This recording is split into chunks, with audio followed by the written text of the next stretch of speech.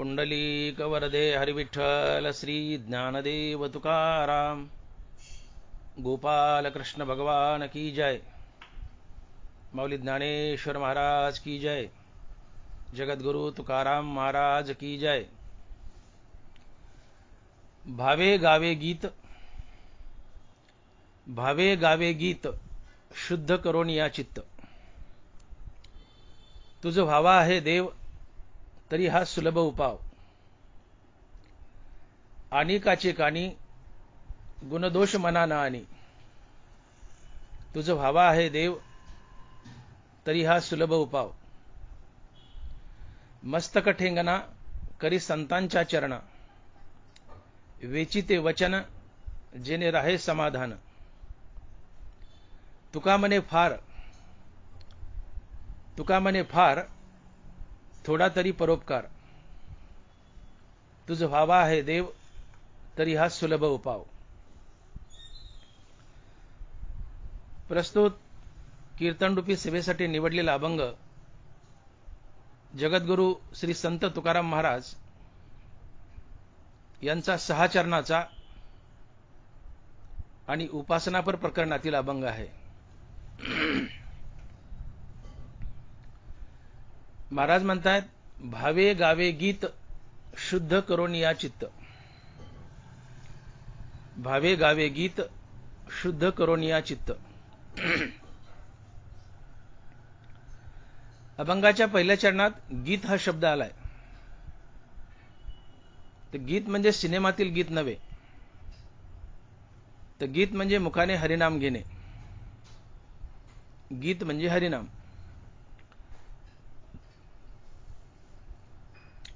अभंगाच्या पहिल्या चरणात तुकोबारायांनी एक प्रकारे भावाचीच व्याख्या सांगितली आहे। महाराज म्हणतात, भावे गावे गीत, शुद्ध करून या चित्त। जे नामस्मरण शुद्ध चित्तानं केलं जातं, तो भाव असतो। मग हे शुद्ध चित्त म्हणजे काय?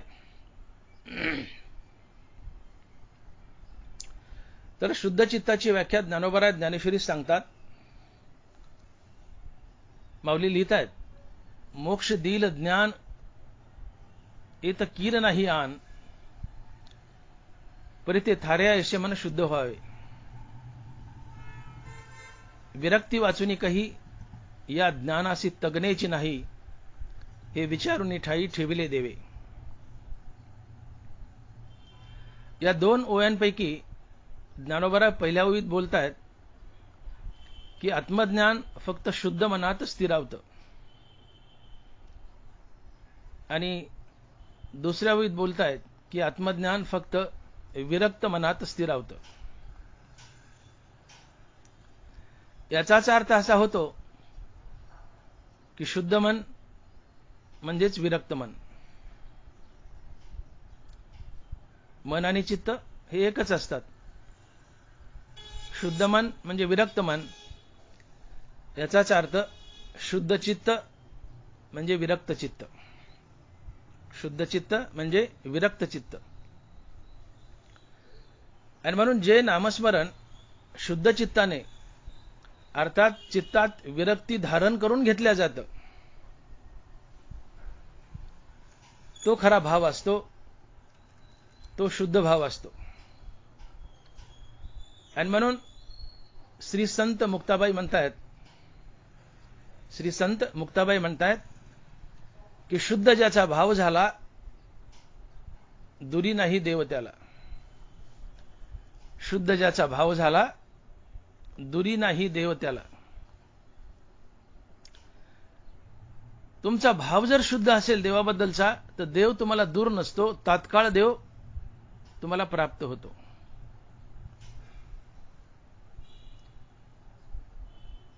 मग भावाचे सहजच 2 प्रकार पडतायत, एक शुद्ध भाव आणि एक अशुद्ध भाव। अशुद्ध भाव म्हणजे ज्या व्यक्तीला संसारही आवडतो आणि देवही आवडतो, तो अशुद्ध भाव असतो. आणि ज्या व्यक्तीला संसार आवडत नाही, फक्त देवच आवडतो, तो शुद्ध भाव असतो. ज्या व्यक्तीला संसारही आवडतो आणि देवही आवडतो, तो अशुद्ध भाव आहे. आणि ज्या व्यक्तीला संसार आवडत नाही, फक्त देवच आवडतो, तो शुद्ध भाव असतो. आणि असा शुद्ध भाव देवाला धरून आपल्या जवळ आणतो. आणि म्हणून तुकोबाराय म्हणतायत की तुका म्हणे भाव जवळी धरुणी आणि देव. तुका म्हणे भाव जवळी धरुणी आणि देव. तुमच्या अंतःकरणात जर देवाबद्दल शुद्ध भाव असेल, तर हा शुद्ध भाव देवाला पकडून धरून तुमच्या घरात आणतो आणि तुम्हाला देवाची प्राप्ती करून देतो. ही भावाची ताकद आहे. मात्र भाव हा शुद्ध असावा, अशुद्ध नाही. आणि तो शुद्ध भाव म्हणजे संसाराची आवड नाही, फक्त देवाचीच आवड असणे, हा शुद्ध भाव असतो. हा शुद्ध भाव तुम्हाला देवाची प्राप्ती करून देतो. आता दैनंदिन जीवनामध्ये तुम्ही आम्ही सहज बोलून जातो, आम्ही देवाची भक्ती करतो, आमचा देवावर भाव आहे, आमचा देवावर भाव आहे. ठीक आहे, मान्य आहे, बोलतोय आम्ही. सगळेच आम्ही लोक म्हणतो आमचा देवावर भाव आहे. मग भगवंतांनी ज्ञानेश्वरीमध्ये शपथ खाल्ली आहे. देव बोलतायत, ज्ञानोबाराय लिहितायत, आम्ही भावाचे पाहुणे भलते. देवाने शपथ खाल्ली ज्ञानेश्वरीत, आम्ही भावाचे पाहुणे भलते. तुम्ही कोणीही असा, तुमच्या अंतःकरणात जर भाव जागा झाला, तर मी तुमच्या घरचा पाहुणा झालोच. मी तुमच्या घरचा पाहुणा झालोच, फक्त तुमच्या अंतःकरणात माझ्याबद्दल भाव असावा. मग देवानं जर ज्ञानेश्वरी शब्द दिलाय की ज्याच्या अंतःकरणात भाव आहे त्याच्या घरचा मी पाहुणा होतो, मग तुम्ही आम्ही म्हणता की देवावर आमचा भाव आहे, तर आजपर्यंत तुमच्या आमच्या जीवनात देव का आला नाही? देव आमच्या घरचा पाहुणा का झाला नाही? तुम्ही म्हणता ना देवावर भाव आहे, मग देव तुमच्या घरचा पाहुणा का होत नाही? देवाने शब्द दिलाय ज्ञानेश्वरीत, आम्ही भावाचे पाहुणे भलते. भगवान कृष्ण म्हणतायत, ज्याच्या अंतःकरणात माझ्याबद्दल भाव आहे, मी त्याच्या घरचा पाहुणा झालोच. मग तुमचा जर देवावर भाव आहे, तर देव तुमच्या घरचा पाहुणा का होत नाही? याचं कारण आमचा भाव हा अशुद्ध भाव आहे. आम्हाला संसारही आवडतो आणि देवही आवडतो, हा अशुद्ध भाव असतो. आणि अशा अशुद्ध भावानं जर भगवंताचं भजन केलं, तर भगवंताची प्राप्ती होत नाही आणि देव आमच्या घरचा पाहुणाही होत नाही. मग देवाला शुद्ध भाव आहे. आणि हा शुद्ध भाव म्हणजे ज्याला संसाराची आवड राहिली नाही, आता फक्त देवाचीच आवड राहिली आहे, हा शुद्ध भाव आहे. आणि हा शुद्ध भाव देवाला धरून आणतो आणि तुमच्या घरचा पाहुणा करतो. आणि म्हणून तुकोबाराय बोलतायत की तुका म्हणे भाव जवळी धरुणी आणि देव. ज्ञानोबाराय बोलतायत की आम्ही भावाचे पाहुणे बलतया. भाव हा शुद्ध असावा, देव तुमच्या घरचा पाहुणा होतो. 1 क्विंटल गहू जर विकत घ्यायचे असतील, तर गव्हाचा भाव आहे 2000 रुपये. 1 क्विंटल गहू विकत घ्यायचे, गव्हाचा भाव काय? 2000 रुपये. देव विकत घ्यायचा आहे, देवाचा भाव काय? सर्वस्वासी मुकावे तेने हरीसी जिंकावे. सर्वस्वासी मुकावे तेने हरीसी जिंकावे. तुकोबाराय. 1 क्विंटल गहू विकत घ्यायचे, गव्हाचा भाव आहे 2000 रुपये.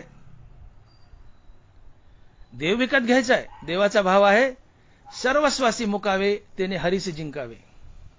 अर्थात देवाचा भाव, तुम्हाला देवाला विकत घ्यायचं तर देवाचा भाव आहे, देवाचा रेट आहे सर्वस्वासी मुकावे तेने हरीसी जिंकावे. अर्थात सर्वस्वाचा त्याग, अर्थात संसार न आवडणं आणि फक्त देवच आवडणं, हा देवाचा रेट आहे, हा देवाचा भाव आहे. आणि या भावानं तुम्ही देव विकत घेऊ शकता. आणि म्हणून 1 क्विंटल गहू विकत घ्यायचे तर गव्हाचा भाव 2000.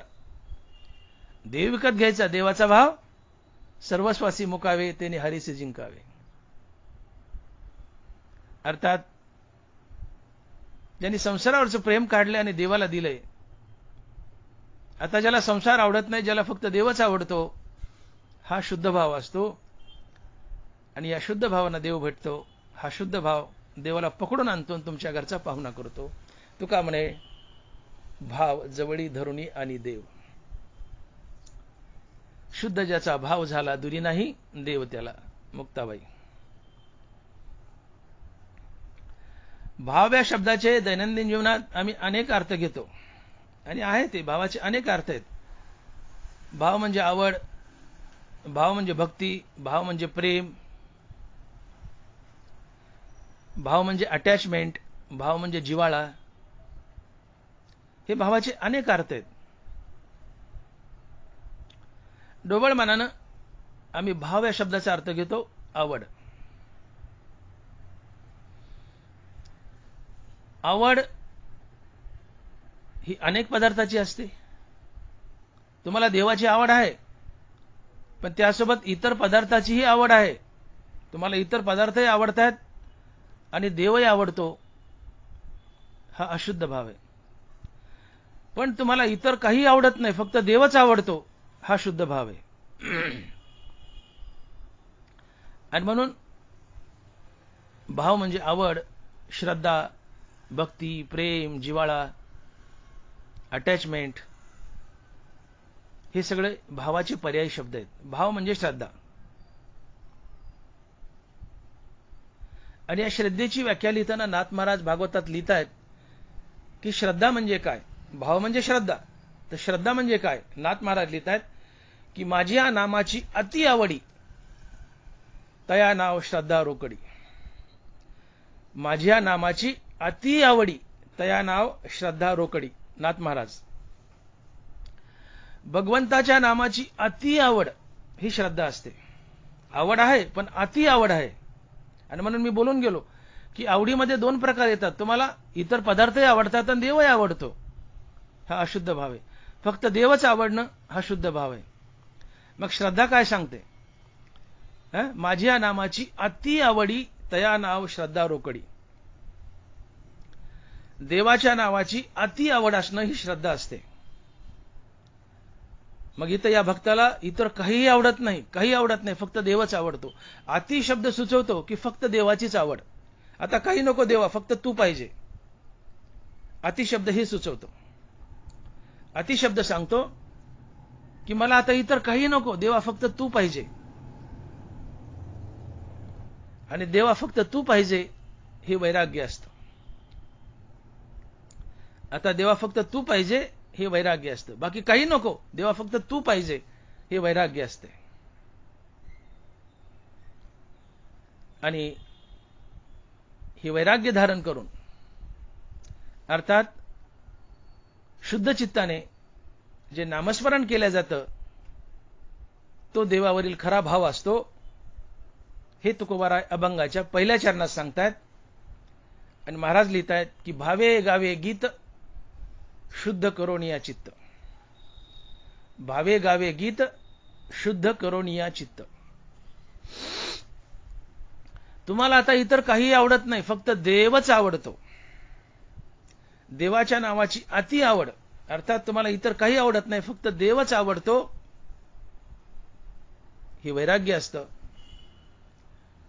आणि असं वैराग्य धारण करून, अर्थात शुद्ध चित्ताने जो देवाचं नामस्मरण करतो, तो देवाचा खरा भाव असतो. आणि या भावानं देव प्राप्त होतो. आणि हेच तुकोबाराय अभंगाच्या पहिल्या चरणात सांगतायत की भावे गावे गीत शुद्ध करोनिया चित्त.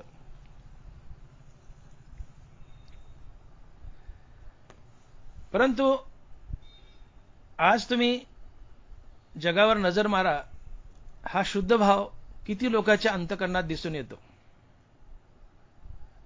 उगी बोटावर मोजण्या एवढे भक्त सोडा, तर बाकी उरलेले भक्त हे सकाम भक्त आहेत. प्रत्येक जण थोडेफार वगळता, थोडेफार वगळा, अपवाद असतो, थोडेफार वगळता. प्रत्येक जण भगवंताची भक्ती करतो, परंतु मला काही मिळावं, मला काही प्राप्त व्हावं या उद्देशाने करतो.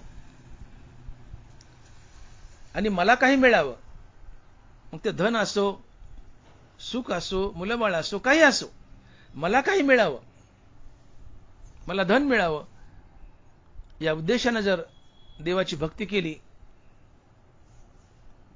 तर ही सकाम भक्ती आहे. आणि सकाम भक्ती ही भक्तीमध्ये मोडतच नाही. भक्तीमध्ये सकामता नकोच आहे. भक्ती ही निष्कामच असावी, तर ती देवाची खरी भक्ती आहे. तुम्ही देवाला काही मागता हा व्यवहार असतो. भक्तीत व्यवहार नसावा, भक्तीत प्रेम असावं. देतं ते प्रेम, घेतं ते व्यवहार. प्रेम कधी मागत नाही, प्रेम देत असतं. ज्याच्यावर तुमचं प्रेम आहे फक्त त्याच्यासाठीच तुम्ही जगत असता, आणि ज्याच्यावर प्रेम आहे त्याच्यासाठी जीव द्यायलाही तयार असता. आईचं मुलावर प्रेम आहे याचा अर्थ सरळ होतो की आई फक्त मुलासाठीच जगते आणि प्रसंगी मुलासाठी आपला जीव देखील द्यायला तयार होते. जुन्या काळी लहान मुलं टोपल्यात घालायचे आणि शेतात घेऊन जायचे आणि बायका खुरपायच्या आणि ते बाळ झाडाच्या सावलीखाली टोपल्यात खेळत असायचं. पण बायका खुरपायला नादाला लागल्या की त्या टोपल्याकडे दुर्लक्ष असायचं आणि एखाद्या वेळेस मोठा साप यायचा आणि त्या बाळाच्या टोपल्यावर फणा काढून उभा राहायचा. पण अचानक आईचं लक्ष गेलं की माझ्या बाळाच्या टोपल्यावर सापानं फणा धरलाय. आई खुरपं फेकून देते, पळत जाते आणि हाताने त्या सापाला धरते. घरात पालीला भिनारी आई पण सापाचं मुंडकं धरते आणि प्रसंगी मध्ये मला चाव पण माझ्या बाळाला वाचव. हे प्रेम असतं. ज्याच्यावर तुमचं प्रेम आहे तुम्ही फक्त त्याच्यासाठी जगत असता. ज्याच्यावर तुमचं प्रेम आहे तुम्ही फक्त त्याच्यासाठीच जगत असता. रस्त्यानं चाललायत, आई आणि लेकरू आहे, माय लेकरं चालले, तेवढ्यात वाघ आला. आई लेकराला पाठीशी घालते, वाघाशी 2 हात करते. वाघाला म्हणते प्रसंगी मला खा पण माझ्या बाळाला वाचव. हे प्रेम असतं. ज्याच्यावर तुम्ही प्रेम करता तुम्ही फक्त त्याच्यासाठीच जगत असता. देतं ते प्रेम, घेतं ते व्यवहार. देवाला प्रेम द्या. भक्तीमध्ये प्रेमामध्ये द्यायचं असतंय, घ्यायचं नसतंच. तुम्ही देवाला काही मागितलं की हा व्यवहार झाला, हे भक्तीत मोडल्याच जात नाही. देवाला द्या, देवाला प्रेम द्या, देवाला नामस्मरण द्या, देवाला ऋणी करा. तुमच्या नामानं तुम्ही इतकं नाम घ्या आणि निष्काम नाम घ्या की देवाला ऋणी करा. आणि म्हणून तुकोबाराय बोलतायत की दिवाळ खोर नारायण यावरी बहुताचे ऋण. या नारायणाचे दिवाळा निघले म्हणले का? याच्यावर बहुताचे ऋण आहेत. का असंख्य तोंड नारायणाचं नाम घेत आहेत आणि या नामाच्या कर्जाखाली हा नारायण दाबलाय, त्याचे दिवाळे निघले का? तर असंख्य तोंड नारायणाचं नाव घेत आहेत, तर कुणाकुणाचं ऋण फेडील? दिवाळखोर नारायण यावरी बहुताचे ऋण. नारायणाचे दिवाळे निघले म्हटले का? असंख्य तोंड देवाचं नाव घेत आहेत. आपलं ऋण देवावर करा. आणि ज्याच्यावर तुमचं ऋण असतं तो तुमचा मिंदा असतो. तो तुमचा मिंदा असतो. दैनंदिन व्यवहारात बघा, तुम्ही एखाद्यावर उपकार करत जा. त्यांनी याचना केल्यावर करा किंवा याचना न करता एखाद्यावर उपकार करत जा. किंवा एखादा याचक आहे, मागतोय मला हे द्या, मला ते द्या. याचक आहे, मागतोय, मागणार आहे, त्याच्यावर उपकार करत जा. त्याला नाही म्हणू नका, त्याला द्या, तो मागतोय ते. त्याच्यावर तुमचं ऋण होतं.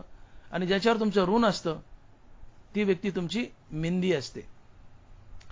तुम्ही न बोलता तुमच्या संकटात धावत येते ती व्यक्ती. ती तुमची होते, तुम्हाला मदत करते. देवावर ऋण करा नामस्मरणाचं, देव तुमचा होतो, धावत येतो, तुमच्या घरचा पाहुणा होतो. कारण देव मिंदा आहे का? आमच्या ऋणात दबलाय. आम्ही आमच्या नामस्मरणाचं, निष्काम नामस्मरणाचं ऋण केलंय देवावर. देव आमच्या ऋणात दबलाय नामस्मरणाच्या. देव आमचा मिंदा आहे. आणि जो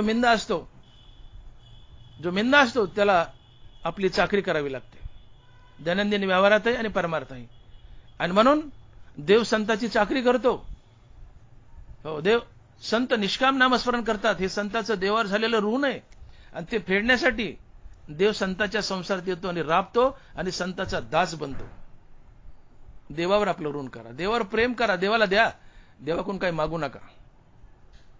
देवाच्या घरी सगळे, त्याच्या घरी एकच साकडे, थोर प्रेमाचा भुकेला हाची दुष्काळ तयाला. का जे प्रेमाचे साकड आमच्या घरी. देवाच्या घरी एकाच गोष्टीचं साकड आहे. प्रेमाचं. का जे प्रेमाळाचे साकड आमचे घरी. तो काही मागत नाही, तो फक्त शुद्ध भाव मागतो. अंतरीची घेतो गोडी, पाहे जोडी भावाची. आणि मग तो फक्त प्रेमाचा भुकेला, आणि हा प्रेमाचा दुष्काळ आहे त्याच्या घरी. थोर प्रेमाचा भुकेला हाच दुष्काळ तयाला तुकोबर आहे. देवाला भाव द्या, आणि विरक्त अंतकरणाने देवाचं नामस्मरण करणं हा देवाला दिलेला भाव असतो. आणि या भावानं देव कळतो. भाव बळे आकळे एरवी नाकळे, करतरी आवळे तैसा हरी. ज्ञानोबा आहे. शुद्ध भावानं देव आकळला जातो, आमच्या ताब्यात येतो, आम्हाला प्राप्त होतो.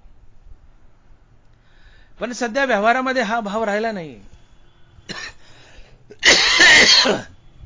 आम्ही देवाची भक्ती करतो ते काही मागण्यासाठी. आम्ही देवाला मागतो, देवा मला हे दे, मला ते. मागू नका. त्याला माहिती आहे ना तुम्हाला काय पाहिजे. न सांगता तुम्हाला कळवे ते अंतर. काय सांगायची गरज आहे? तुम्हाला काय द्यायचं तुमच्या नशिबाने ठरवलंय. तुमचं नशीब तुम्हाला काय द्यायचं देईल. देवाला मागू नका. नशिबाशिवाय अधिक मिळत नसतं. का ललाटीचे लिहिले न मोडेगा काही केले, काळे गोरेपणा धुतले फिटवणे. नशिबावर जे लिहिले, कपाळावर जे लिहिले ते तुम्हाला मिळूनच आहे, मिळणारच आहे. मग देवाला का मागता? देवाची भक्ती यासाठी करायची असते की तुम्हाला देव बनायचं, देवाची प्राप्ती करायची. देवाला काही मागायचं नाही. आणि प्रसंग आला तो त्याच्या मनाने देतो. देवाला मागू नका. उलट देवावर ऋण करा तुमच्या भक्तीचं, नामस्मरणाचं. पण हे आम्हाला भक्तीत कळत नाही. आम्ही भक्ती करतो ती सकाम भावनेने, अशुद्ध भावनेने. आम्हाला काय हवंय आम्ही देवाला मागतो.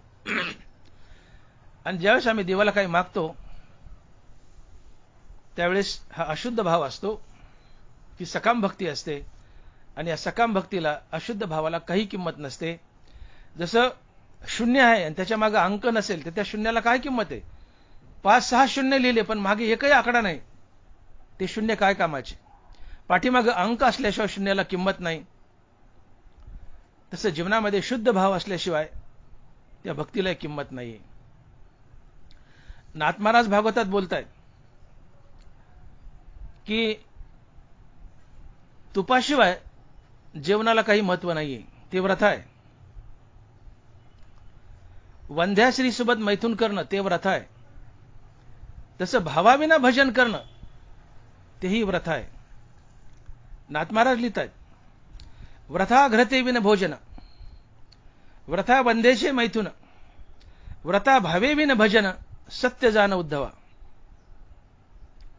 भजनात भाव नसेल तर ते भजन व्यर्थ आहे, व्रत आहे, खोटं आहे. आणि भजनात भाव असणं म्हणजे विरक्त अंतकरणानं देवाचं केलेलं नामस्मरण.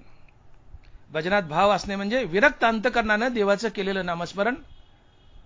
हा खरा भाव असतो, हा शुद्ध भाव असतो. आणि हा शुद्ध भाव तुम्हाला देव बनवतो. म्हणून भक्तीमध्ये शुद्ध भाव असावा, अशुद्ध नको. भाव शुद्ध असावा. जसं अन्नामध्ये मीठ नाही, ते बेचव लागतं. तुका म्हणे अवघे फिके भावाविना, मीठ नाही अन्न ते नेण्यावे. तुका म्हणे अवघे फिके भावाविना, अन्नामध्ये मीठ नाही ते अन्न बेचव लागतं, फिकं लागतं. भक्तीमध्ये भाव नाहीये, ती भक्ती फिकी आहे, बेचव आहे. भक्तीमध्ये भाव आणा, शुद्ध भाव आणा. पण आजकाल तुमच्या आमच्या भक्तीमध्ये शुद्ध भाव नाहीये, आहे तो सकाम भाव आहे. आम्ही देवाला मागण्यासाठी काहीतरी करत असतो. ज्ञानोबा ज्ञानेश्वरीत लिहित आहेत का कांताचे मानसी रिगोनी स्वैरिनी जैसी, रहाटे जारेसी जावाया. माझ्या ठाई भक्ती फळालागी जया आरती, का धनोद्देशे विरक्ती नटने जेवी. ज्ञानोबा लिहित आहेत, ज्ञानोबाचे शब्द आहेत की एखादी शिंदळबाई आहे, तिला नवऱ्याच्या पाठीमागे वाईट वागायचे. ज्ञानोबाचे शब्द आहेत, माझे नाही. का कांताचे मानसी रिगोनी स्वैरिनी जैसी, स्वैरिनी म्हणजे शिंदळबाई, रहाटे जारेसी जावाया लागे. एखादी शिंदळबाई आहे, तिला नवऱ्याच्या मागे वाईट वागायचे, ती नवऱ्याच्या जास्त पुढं पुढं करते. आणि म्हणून समजून घ्या, शब्द ज्ञानावर राहायचे. एखादी बायको जर विनाकारण नवऱ्याच्या पुढं पुढं करत असेल, विनाकारण, वाजीपेक्षा जास्त पुढे पुढे करते, तिच्या मनात काहीतरी काळं पांढरं आहे, तिला वाईट वागायचं नवऱ्याच्या मागं, हे ज्ञानोबा बोलतात. तसं एखादा भक्त विनाकारण देवाच्या पुढे पुढे करत असेल तर त्याच्या मनात काहीतरी काळं पांढरं आहे, त्याला देवाला काहीतरी मागायचे. हो, आणि म्हणून माझ्या ठाई भक्ती फळालागी जया आरती धनोद्देशी विरक्ती नटने जेवी. ज्ञानोबा आहे, काहीतरी फळ मागायचे, धन मागायचे, पैसा मागायचा आहे. हा भक्त त्या शिंदळबाई सारखा असतो म्हणले. तिला नवऱ्याच्या मागे वाईट वागायचे म्हणून नवऱ्याच्या पुढे पुढे करते, या भक्ताला माझ्याकडून काहीतरी मागायचं म्हणून माझ्या पुढे पुढे करतोय. ही अशुद्ध भक्ती आहे, हा अशुद्ध भाव आहे, ही सकाम भक्ती आहे. आणि अशा भक्ताला नाथ महाराज अभक्त म्हणतायत. धनलोभी तो अभक्त पूर्ण सत्य जाण उद्धवा. धनलोभी तो अभक्त पूर्ण सत्य जाण उद्धवा. जो धनलोभी आहे, धनाच्या प्राप्तीच्या उद्देशाने देवाची भक्ती करतो, तो अभक्तच असतो, तो अभक्त असतो. त्याला देवाला मागायचं असतं. देवाला जे जे मागतात, देवाची भक्ती करतात पण काही मागण्यासाठी करतात, ते सगळेच अभक्त असतात. धनलोभी तो अभक्त पूर्ण सत्य जाण उद्धवा. भक्तीमध्ये व्यवहार नसतो, भक्तीमध्ये द्यायचं असतंय. जे मागते ती व्यवहार आहे आणि देते ती भक्ती आहे, देते ते प्रेम आहे. भक्तीमध्ये प्रेमामध्ये द्यायचं असतंय, घ्यायचं नसतंय. देवाला द्या, देवाला प्रेम द्या, देवाला नामस्मरण द्या, देवाला ऋणी करा. आणि जो आपला ऋणी येतो, आपला मिंदा असतो, मी बोललो तो मिंदा असतो, त्याला आपल्या संसारात राबायला यावं लागतं. देव येतो, तुम्हाला प्राप्त होतो, तुमची चाकरी करतो. देवाला मिंद करा नामस्मरणानं. दिवाळखोर नारायण यावरी बहुताचे ऋण. त्याचं दिवाळ काढा नामस्मरणाने, त्याला मिंद करा, त्याला आपोआप आमच्या संसारात जीवनात यावं लागतं. निष्काम भावनेने देवाचं नाव घ्या, विरक्ती धारण करून देवाचं नाव घ्या. देव तुमच्या जीवनात येतो, संसारात येतो, नक्की येतो. आणि म्हणून भक्तीमध्ये देव फक्त शुद्ध भावाचा भुकेलेला आहे, त्याला काही नको. तुमचं धन दौलत पैसा आदला काही नको, फक्त शुद्ध भावाचा भुकेलेला आहे. तुकोबाराय बोलले, गिरधर लाल तो भाव का भुका, राग कला नाही जानत तुका. अरे गिरधर लाल, भगवान कृष्ण फक्त भावाचा भुकेलेला आहे, त्याला काही नको दुसरं. तो फक्त अंतरीची गोडी घेतो, पाहे जोडी भावाची अंतरीची गोडी घेतो, त्याला बाकी काही नको. तुम्हाला रागरागिनी येवो न येवो, गाता येवो न येवो, तुकोबाराय म्हणले, नये जरी तुझं मधुर उत्तर, दिदीला सुस्वर नाही देवे, नाही तया विन भुकेला विठ्ठल, येईल तैसा बोल रामकृष्ण. अरे तुला देवाने आवाज दिला नाही, नाही दिला, येडवाकडा गा, जसं येईल तसं गा. तुझ्या मधुर आवाजाला देव भुकेलेला नाही, तुला येतं तसं वेडवाकडा रामकृष्णारी मन, देव तुझा होतो. पण आजकाल कीर्तनामध्ये एखाद्या कीर्तनकाराला चांगलं गाता नाही आलं, अतिशय सुंदर चिंतन दिले पण गाता नाही आलं, सगळे लोक म्हणतात कीर्तन पडलं का त्याला गाता नाही आलं. देव म्हणतो गायनार जाऊ नका. हो, नये जरी तुझं मधुर उत्तर, दिदीला सुस्वर नाही देवे, नाही तया विन भुकेला विठ्ठल, येईल तैसा बोल रामकृष्ण. आणि मग कीर्तनामध्ये गायनाला चालीला फारशी किंमत देऊ नका. कीर्तनकार जो चिंतन मांडतो त्याकडे लक्ष द्या. लोक कीर्तनाला येतात ते तुमचं चिंतन ऐकायला, तुमचं गायन ऐकायला नाहीये, तुमचा पखवाज ऐकायला नाहीये. कीर्तनकारानं कीर्तन करायचं थांबवलं आणि पखवाजाला म्हणा का हो रे पखवाज वाजव, लोक कीर्तनाला थांबतील? कीर्तनकारानं कीर्तन करायचं थांबवलं आणि गायकाला म्हणलं कव्हा रे गा, कीर्तनकार थांबतील? नाही थांबत. लोक जे आलेले असतात तर कीर्तनकाराचं निरूपण, चिंतन ऐकायला आलेले असतात, तुमचं मृदंग आणि गायन ऐकायला आलेले नसतात. ठीक आहे, त्याला थोडंसं महत्व द्यावं पण अति महत्व देऊ नका. देव म्हणतो मी तुमच्या मधुर गायनाचा भुकेलेला नाही, तुम्हाला जसं येतं तसं रामकृष्णारी म्हणा, पण भावानं म्हणा, ते मला पावतं. आणि म्हणून भक्तीमध्ये निष्कामता असावी, विरक्ती असावी. शुद्ध चित्तानं, विरक्त अंतकरणानं देवाचं नाव घ्यावं, तो शुद्ध भाव असतो. नारद, ध्रुव, अक्रूर, शुक, सनतकुमार याच मार्गाने देवाच्या भेटीला गेले आणि देव प्राप्त करून घेतला. नारदा, ध्रुवा, अक्रूरा, शुकाह न सनतकुमारा, या भक्ती मी धनुधरा प्राप्त जैसा. ज्ञानोबा बोलतायत. नारद, ध्रुव, अक्रूर, शुक, सनतकुमार अंतकरणात विरक्ती धारण करून देवाचं नामस्मरण करत होते. हा त्यांचा भाव शुद्ध होता आणि या शुद्ध भावाने मी या लोकांना प्राप्त झालो. नारदा, ध्रुवा, अक्रूरा, शुकाह न सनतकुमारा, या भक्ती मी धनुधरा प्राप्त जैसा. शुद्ध चित्तानं, विरक्त अंतकरणानं देवाचं नामस्मरण करा, देव भेटेल. शुद्ध मनानं देवाचं नामस्मरण करा, शुद्ध चित्तानं देवाचं नामस्मरण करा, देव भेटेल. आणि मग हे मन शुद्ध करायचं, त्याला सर्वात प्रभावी साधन आहे निष्काम कर्म आणि निष्काम हरिनाम. मनाची शुद्धी करायची, त्याला प्रभावी साधन आहे निष्काम कर्म आणि निष्काम हरिनाम. ज्ञानोबा बोलतायत, मनशुद्धीचे मार्गी विजयी व्हावे वेगी, तरी कर्मे सबळा लागी अळसू न कीजे. तीर्थे बाह्य मळू शाळे, कर्मे अभ्यंतर उजळे, म्हणून तीर्थे जान निर्मळे सत्कर्माची. मनशुद्धीचे मार्गी विजयी व्हावे वेगी, त्याने कर्मे सबळा लागी अळसू न कीजे.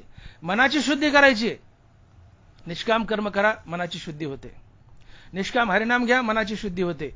नामे होय जे विरक्त, नामे निर्मळ होय चित्त, नामे साधे गुणातीत, नामे निर्मुक्त भवपाश. नामे होय जे विरक्त, नाथ महाराज, नामे होय जे विरक्त. नित्य नामस्मरणाने जीवनात विरक्ती येते, नित्य निष्काम कर्माने जीवनात विरक्ती येते. आणि म्हणून मनाची शुद्धी हवी आहे, तर निष्काम कर्म करा, निष्काम हरिनाम घ्या, मनाची शुद्धी होते.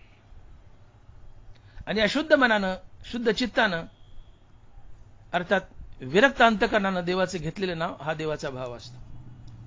मनाची शुद्धी म्हणजे मनातील विकार जाणं. मनामध्ये नाना प्रकारचे विकार असतात, काम, क्रोध, लोभ, मद, मोह, मत्सर, विषयासक्ती आहे, अहंकार आहे. मनातीलही नाना प्रकारचे विकार निघून जाणे म्हणजेच मनाची शुद्धी होय. राम म्हणता काम क्रोधाचे धन, होय अभिमान देशोधडी. देवाच्या निरंतर नामस्मरणानं अंतकरणातील विकार निघून जातात, विषय वासना निघून जातात, आसक्ती निघून जाते, अंतकरणाची शुद्धी होते. आणि अशा शुद्ध अंतकरणानं घेतलेलं देवाचं नाव हा शुद्ध भाव असतो. आणि हा शुद्ध भाव देवाला धरून आणतो, आमच्या घरचा पाहुणा करतो. तुका म्हणे भाव जवळी धरुणी आणि देव. पण मनाची शुद्धी करायची, तर निष्काम कर्म आणि निष्काम हरिनामाला विसरू नका. बट्टेबाज सोनं शुद्ध करायचंय, अग्नीला विसंबू नका. मनाची शुद्धी करायची, निष्काम कर्म आणि निष्काम हरिनामाला विसंबू नका. अर्थात निष्काम कर्म आणि निष्काम हरिनाम याने मनाची शुद्धी होते. आणि मनाची शुद्धी हीच विरक्ती असते. आणि मग शुद्ध चित्ताने अर्थात विरक्त चित्ताने देवाचं नामस्मरण करणं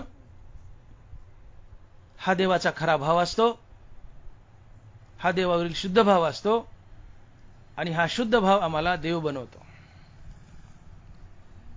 आणि म्हणून देव बनण्याचं सोपं आणि सुलभ साधन जर काय असेल तर तो आहे शुद्ध भाव. शुद्ध भाव आम्हाला देव बनवतो.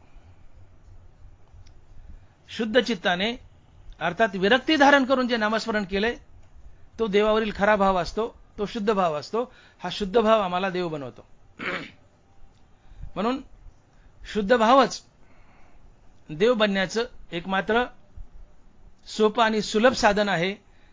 हे तुकोबाराय अभंगाच्या दुसऱ्या चरणात सांगतात. आणि महाराज लिहितात, तुझं व्हावा आहे देव, तरी हा सुलभ उपाय. तुला देव व्हायचंय ना, मग हा सुलभ उपाय, हा सोपा उपाय काय? शुद्ध चित्तानं अर्थात विरक्त अंतकरणानं देवाचं नामस्मरण कर. हा शुद्ध भाव आहे. हा शुद्ध भाव तुला देव बनवेल. तुका म्हणे भाव जवळी धरुणी आणि देव. आम्ही भावाचे पाहुणे भलते ज्ञानोबा आहे. तात्पर्य, शुद्ध चित्ताने अर्थात विरक्ती धारण करून जे नामस्मरण केले जातं तो देवाचा खरा भाव असतो, तो शुद्ध भाव असतो. आणि हा शुद्ध भाव तुम्हाला देव बनवतो. म्हणून शुद्ध भाव हा तुम्हाला देव बनण्याचं सर्वात सोपं आणि सुलभ साधन आहे. आणि म्हणून तुकोबाराय बोलतायत की तुझं व्हावा आहे देव, तरी हा सुलभ उपाय. देव बनणं म्हणजे मुक्ती मिळवणं. आता मुक्ती मिळवण्याचे ज्ञानेश्वरीमध्ये, गाथेमध्ये अनेक मार्ग आलेत. जवळजवळ ज्ञानेश्वरीमध्ये ज्ञानोबारायांनी 12 मार्ग सांगितलेत. या 12 मार्गाने तुम्ही मुक्ती मिळवू शकता. ज्ञानोबारांनी ज्ञानेश्वरीत मुक्ती मिळवण्याचे एकूण 12 मार्ग सांगितलेत. या 12 पैकी कुठल्याही एका मार्गाने तुम्ही मुक्ती मिळवू शकता. हे 12 मार्ग बघा, मी सांगतो तुम्हाला. मुक्ती कशा कशाने मिळते? मुक्ती कर्मयोगाने मिळते, भक्तियोगाने मिळते, ज्ञानयोगाने मिळते, अष्टांग योगाने मिळते. मरणसमयी रामनाम स्मरून प्राण त्यागला मुक्ती मिळते. आणि मरणी जया जे आठवे तो तेची गती ते पावे, म्हणून सदा स्मरावे माते चितवा. ज्ञानोबा आहे. मरणसमयी रामनाम स्मरून प्राण त्यागला मुक्ती मिळते. काशीला जाऊन गंगेच्या डोहात उडी मारली, मुक्ती मिळते. मोक्ष देऊनी उदार काशी होय कीर, परी वेचावे लागे शरीर तिये गावी. ज्ञानोबा आहे. गंगेला काशीच्या डोहात उडी मारली आणि प्राण अर्पण केला गंगेला, मुक्ती मिळते. पण तिथं मरावं लागतं. तिथं मरावं लागतं. गंगेला जाऊन काशीच्या डोहात उडी मारली, मुक्ती मिळते. आयुष्यभर खरं बोललं यांनीही तुम्हाला मुक्ती मिळते. तुकोबाराय म्हणतात, खरे बोले तरी फुकासाठी जोडे हरी. तुम्ही आयुष्यभर एकच व्रत पाळा, खरं बोलायचं. या खरं बोलण्याने तुम्हाला मुक्ती मिळते. खरे बोले तरी फुकासाठी जोडे हरी. बाईने जर पातिव्रत्य पाळलं आणि नवऱ्याच्या इच्छेसारखी वागली तर वेळेया का या साधनानं बाईला मोक्ष मिळतो. ज्ञानोबा म्हणतात, पतीचे मता अनुसरोनी पतिव्रता, अनायासे आत्महिता भेटेची ते. आत्महित म्हणजे मोक्ष. बाईने पातिव्रत्य पाळावं, अर्थात तिने आचरण शुद्ध ठेवावं आणि नवऱ्याच्या इच्छेसारखं वागावं, हे पातिव्रत्य. आणि या एका पातिव्रत्यानं बाईला मोक्ष मिळतो. पतीचे मता अनुसरोनी पतिव्रता, अनायासे आत्महिता भेटेची ते. अहंकार शून्य होऊन ज्ञानेश्वरी वाचली, ऐकली आणि सांगितली, यांनी तुम्हाला मोक्ष मिळतो. श्रवणे पाठे अर्थे गीता निधी मोक्ष आरोते, जसा समर्थ दाता कवनाते नास्तीन म्हणे. ज्ञानेश्वरी वाचा, ऐका, सांगा, परंतु अहंकार शून्य होऊन तुम्हाला मोक्ष मिळेल. उत्तरायण असेल, दिवस असेल, शुक्ल पक्ष असेल, आकाश स्वच्छ आणि निरभ्र असेल आणि इंद्रिय समुदाय टवटवीत असेल, आत अग्निज्योतीचा प्रकाश असेल, अशा वेळी साधकांना देह ठेवला त्याला मुक्ती लाभते. आत अग्निज्योतीचा प्रकाश. उत्तरायण असावं, दिवस असावा, शुक्ल पक्ष असावा, आकाश निरभ्र स्वच्छ असावं आणि आत इंद्रिय समुदाय टवटवीत असावा, अर्थात आत अग्निज्योती पेटलेली असावी. अशा प्रसंगी देव ठेवला तुम्हाला मोक्ष मिळतो. निरंतर आईवडिलाच्या सेवेने मोक्ष मिळतो. पुंडलिकाने कशाने मोक्ष मिळाला? तुका म्हणे मायबापे अवघी देवाचीच रूपे. आईवडिलाची सेवा ही देवाची सेवा असते. निरंतर आईवडिलाची सेवा करा, या एका सेवेने तुम्हाला मोक्ष मिळतो. पुंडलिक संत झाला, मोक्ष मिळवला, पांडुरंगाला पंढरपुरात बांधलंय, विटावर उभं केलंय, ते केवळ आईवडिलाच्या सेवेने. आईवडिलाच्या निरंतर सेवेने मोक्ष मिळतो. आणि आजचा अभंग भावे गावे गीत शुद्ध करून या चित्त, या भावयुक्त नामस्मरणानेही देव भेटतो. अशा प्रकारे ज्ञानोबारांनी तुकोबारायांनी एकूण मोक्ष मिळण्याची 12 साधने सांगितली आहेत. यात काही साधनं सोपी आहेत, काही अवघड आहेत, काही अति अवघड आहेत, काही जीवघेणी आहेत. आता काशीला जाऊन गंगेच्या डोहात उडी मारायची. काशीला जाऊन गंगेच्या डोहात उडी मारायची, मोक्ष मिळतो, पण मरावं लागतं. हे साधन जीवघेण आहे. म्हणून काही साधनं सोपी आहेत, काही अवघड आहेत, काही अति अवघड आहेत, काही जीवघेणी आहेत. पण तुकोबाराय म्हणतात की या 12 साधनापैकी तुला पेलेलं असं सोपं असं साधन काय? तर शुद्ध अंतकरणानं, अर्थात विरक्ती धारण करून देवाचं नामस्मरण कर. हा देवावरील शुद्ध भाव असतो आणि हा शुद्ध भाव तुला देव बनवेल. म्हणून भगवत प्राप्तीचं, अर्थात मोक्ष प्राप्तीचं तुकोबारा आज एक सोपं साधन सांगतायत. तुम्ही शुद्ध चित्ताने, अर्थात विरक्ती धारण करून देवाचं नामस्मरण करा, तुम्हाला देव भेटेल, तुम्ही मुक्त व्हाल.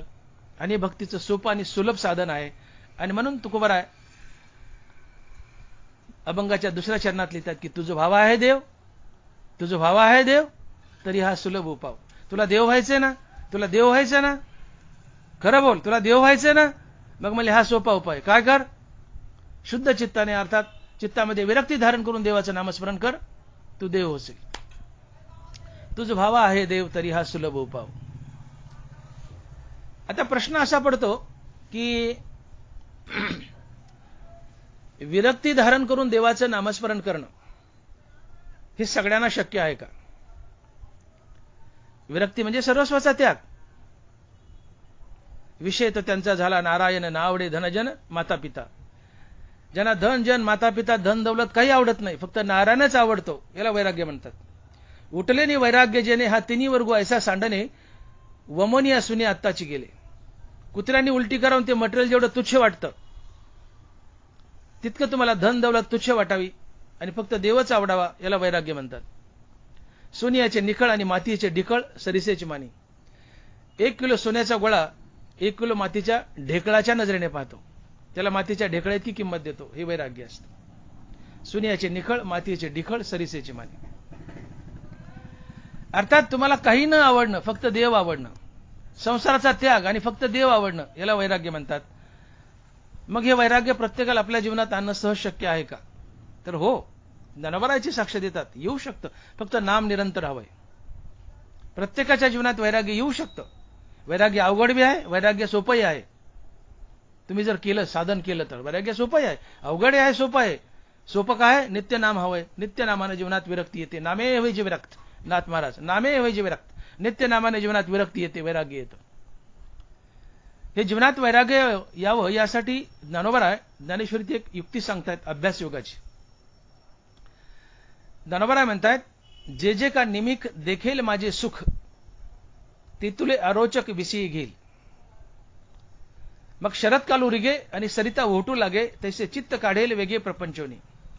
मग भोगातून निघता चित्त मजमाजी रिगता, हळूहळू पंडुसुता मीची होईल.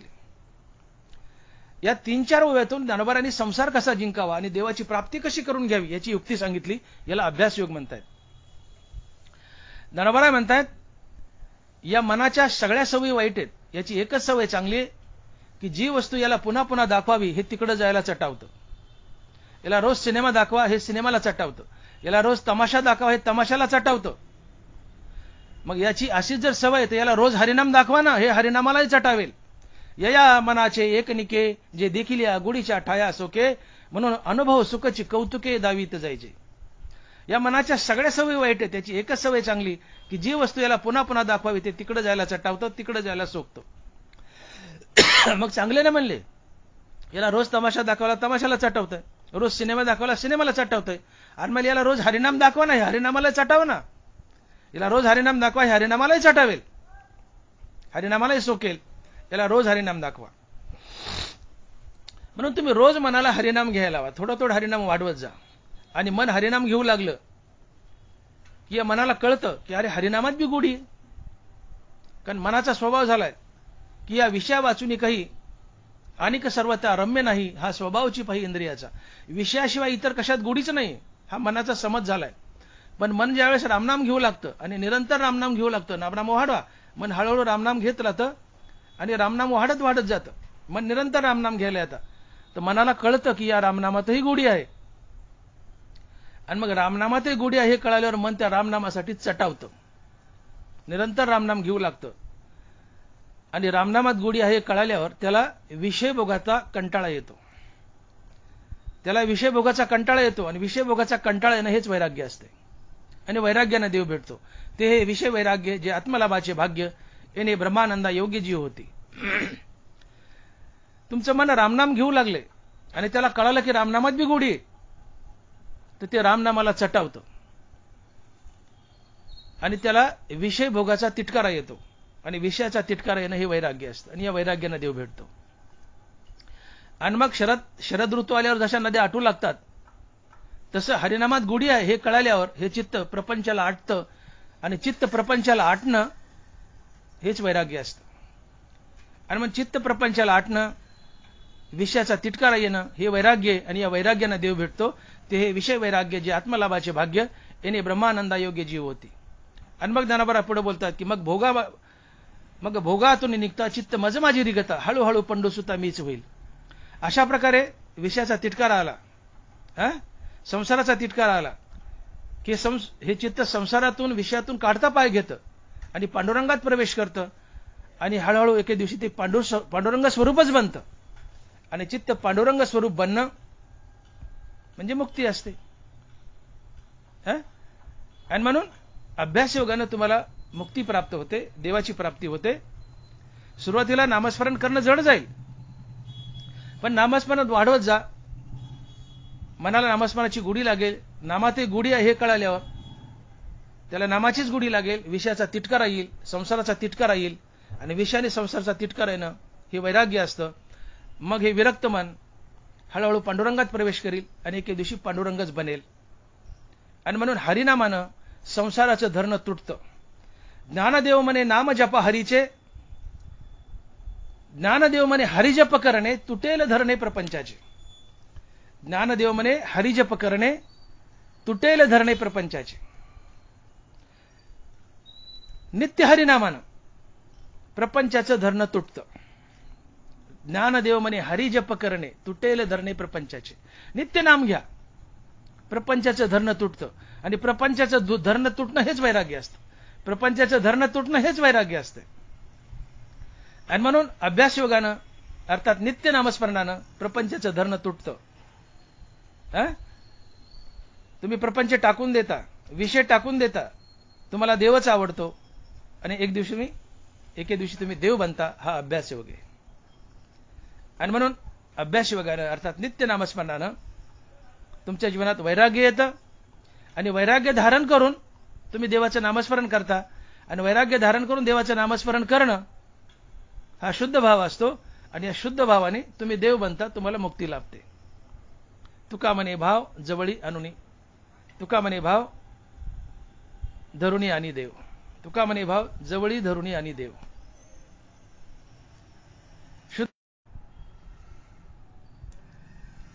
वात जशी दिव्यातील तेल शोषून घेते, वात जशी दिव्यातील तेल शोषून घेते, तसे हरिनाम अंतकरणातील विकार शोषून घेते. निरंतर हरिनामाने अंतकरणातील विकार नाहीसे होतात. काम, क्रोध, लोभ, मद, मोह, मत्सर, विषयासक्ती, अहंकार हे सर्व विकार हरिनामाने जळून जातात. तुकोबरा याची साक्ष देत आहेत. महाराज लिहित आहेत, राम म्हणता काम क्रोधाचे दहन, होय अभिमान देशोदळी. अर्थात रामनामाने अंतकरणाची शुद्धी होते. एखाद्या माणसाला बेंड झालंय आणि डॉक्टरकडे गेलाय. डॉक्टर ते बेंड फोडतो, त्यातला पू बाहेर काढतो आणि त्या पेशंटला अँटीबायोटिक्स अर्थात जंतुनाशक औषध देतो. हे अँटीबायोटिक्स त्या बेंडातील जंतू मारून टाकतं आणि बेंडाची शुद्धी करतं. तसं हरिनाम अंतकरणातील सर्व विकार मारून टाकतं आणि अंतकरणाची शुद्धी करतं. आणि ही अंतकरणाची शुद्धी म्हणजे विरक्ती असते. आणि मग अशा विरक्त मनानं, शुद्ध मनानं देवाचं घेतलेलं नामस्मरण हा देवाचा खरा भाव असतो, देवाचा शुद्ध भाव असतो. आणि हा शुद्ध भाव तुम्हाला देव बनवतो. आणि म्हणून तुकोबाराय म्हणतात की तुला देव व्हायचंय ना, तुला देव व्हायचंय ना, मग देव बनण्याचा हा अतिशय सोपा मार्ग आहे. काय तर विरक्त चित्तानं अर्थात शुद्ध चित्तानं तू देवाचं निरंतर नामस्मरण कर. हा देवावरचा शुद्ध भाव असतो आणि हा शुद्ध भाव तुला देव बनवेल. आणि म्हणून महाराज म्हणतायत, तुझा भाव आहे देव, तरी हा सुलभ उपाय. देव बनण्याचे अनेक मार्ग आपण पाहिले, पण त्यातली त्यात सगळ्यात सोपा मार्ग हा आहे जो आपण आजच्या कीर्तनातून बोलतोय. प्रत्येक ठिकाणी आपण सोपं पाहतो. मोक्षाचे अनेक मार्ग आहेत, पण त्यात काही सोपे आहेत, काही अवघड आहेत, काही अति अवघड आहेत, काही जीव घेणे. पण महाराज म्हणतात आजचा हा अभंग भावे गावे गीत हा मुक्ती मिळवण्याचा त्यातली त्यात अतिशय सोपा आणि सुलभ मार्ग आहे. परीक्षेमध्ये प्रश्न येतात, खालीलपैकी एकावर निबंध लिहा. पर्याय 3 आले असतात, परंतु लिहायचा असतो एक. खालीलपैकी एकावर निबंध लिहा. या 3 पैकी आपल्याला जो सोपा वाटतो त्याच्यावर आपण निबंध लिहितो. बरोबर आहे? तसं विरक्ती धारण करून शुद्ध चित्तानं देवाचं नाव घेणं हा भगवंताला प्राप्त करण्याचा सोपा मार्ग आहे. 3 पर्याय आलेत निबंधाला, त्यातला आपण सोपा निवडतो आणि परीक्षेत लिहितो. तसं मोक्षाचे अनेक पर्याय आहेत, अनेक मार्ग आहेत. 12 मार्ग मी सांगितले, त्यातला सोपा मार्ग आहे विरक्त चित्ताने, शुद्ध चित्ताने देवाचं नामस्मरण करणं. हा देव बनण्याचा अतिशय सोपा मार्ग आहे.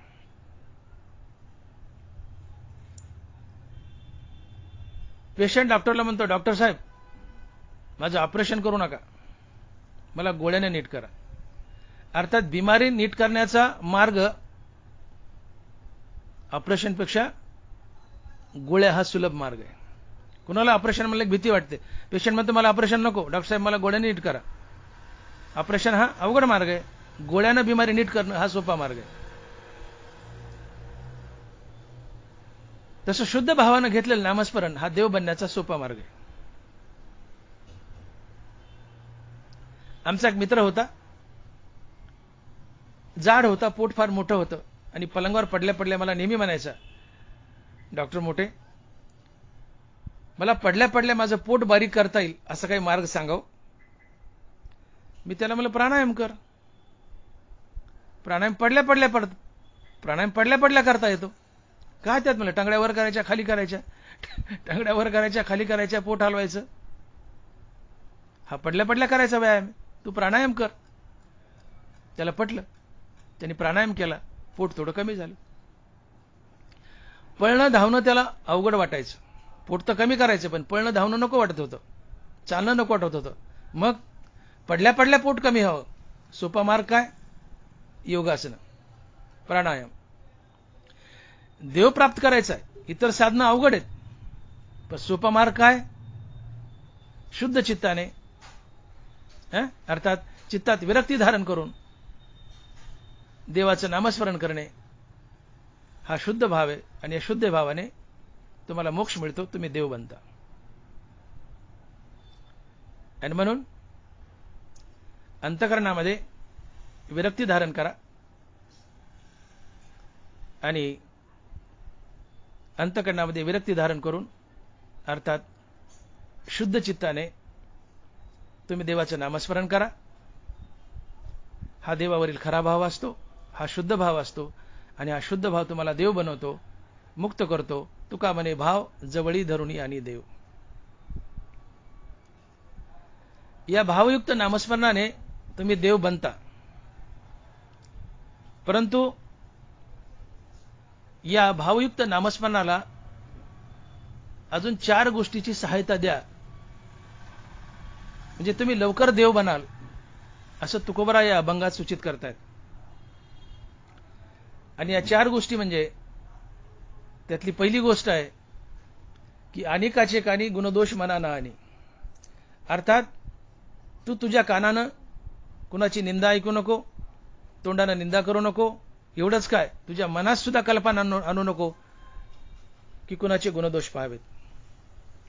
अर्थात तुम्ही कुणाचे गुणदोष आपल्या कानानं ऐकू नका, आपल्या तोंडानं वदवू नका. एवढंच काय, तर कुणाचे गुणदोष आपल्या मनात सुद्धा आणू नका. हा पहिला एक नामस्मरणाला पूरक मार्ग तुकोबराय सांगतायत. दुसरा मार्ग सांगतायत, मस्तक ठेंगणा करी संतांच्या चरणा. संतांच्या पुढे तुझं मस्तक ठेंगणं कर, अर्थात संतांच्या पायावर लोळ, संत शरणागती कर.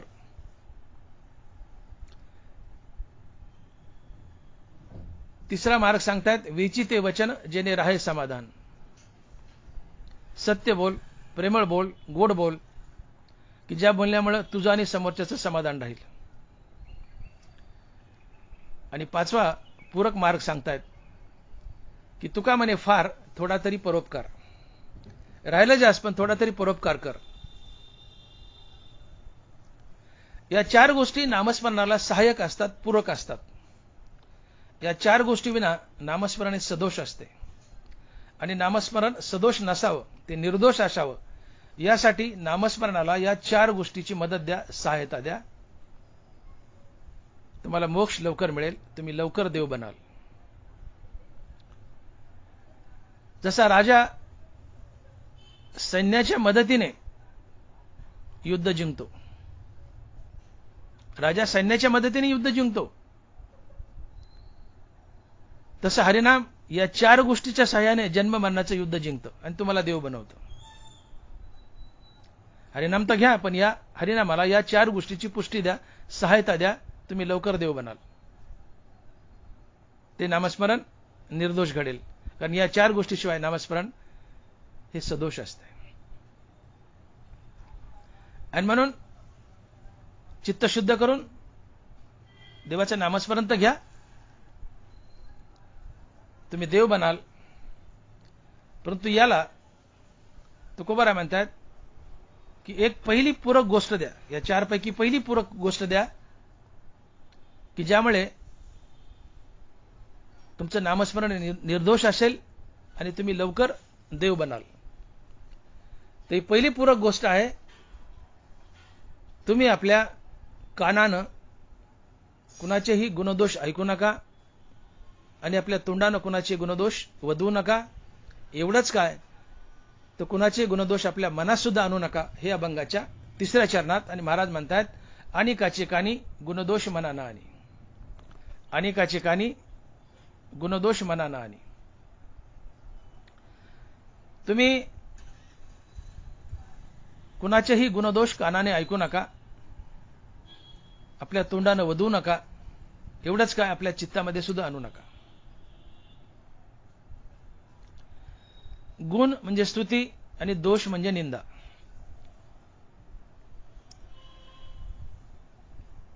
तुम्ही आपल्या मुखानं कुणाची निंदा तर करूच नका, पण कुणाची स्तुती सुद्धा करू नका. अनेकाचे कानी गुणदोष मना ना आणि,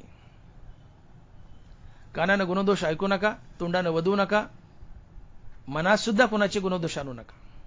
इतकं गुणदोषापासून दूर राहा.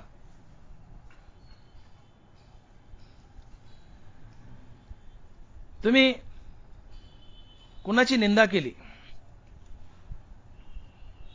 तर याचा अर्थ होतो तुम्ही देवाचीच निंदा केली. कारण जगात विष्णुमय आहे.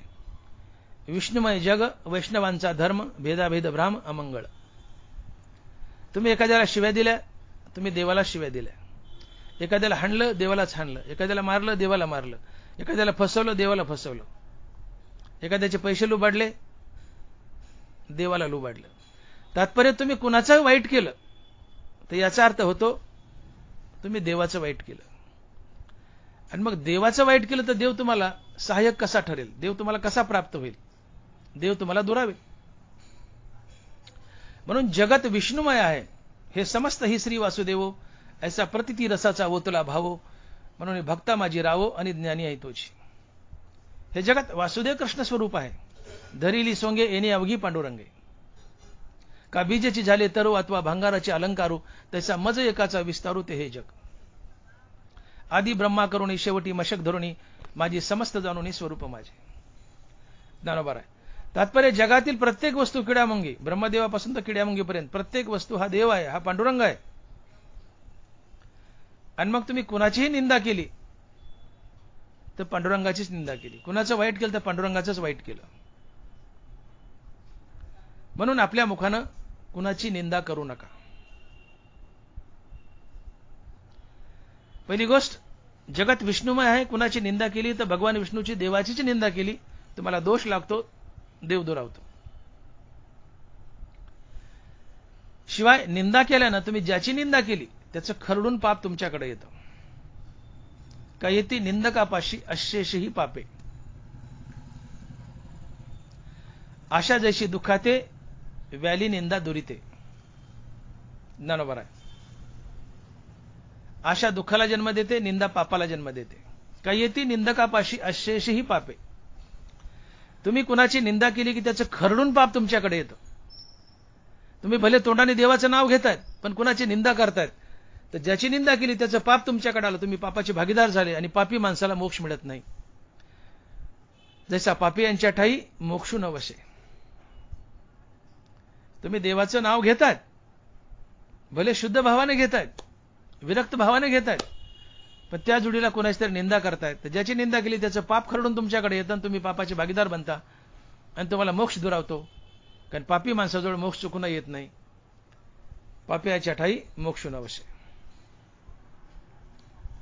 म्हणून कुणाचीही मुखानं निंदा करू नका. निंदा हा माणसाचा सहज स्वभाव आहे, ही सहज प्रवृत्ती आहे. 4 माणसं एकत्र बसले की बिलकुल ते कुणाच्या तरी कुच्चाच करणार, कुणाची तरी निंदाच करणार. चव्हाट्यावर 4 माणसं बसली तर कधी त्यांच्या तोंडात देवाचं नाव यायचं नाही. ज्ञानोबा बोलले, 50 अक्षरे करीशी बरोबरी, शिकी तुझे तोंड तुझं वैरी रया. माणसा, तुझं तोंड तुझं वैरी आहे, जग वैरी नाहीये. दिवसभरात नाना प्रकारच्या गोष्टी करतो, पण त्या गोष्टीमध्ये एकदाही देवाचं नाव तोंडाला येत नाही. माणसा, तू तुझा वैरी आहेस, जग नाहीये. 50 अक्षरे करीशी बरोबरी, शिकी तुझे तोंड तुझं वैरी राय. माणसा, तू स्वतःचा वैरी आहेस, जग नाही. का? चव्हाट्यावर बसला 4 लोकात इकड तिकडच्या सटरपटर गप्पा आणशील, कुच्चा करशील, निंदा करशील, पण त्यात एकदाही देवाचं नाव तोंडाला येत नाही. आम्ही आमचे स्वतःची वैरी आहेत. का?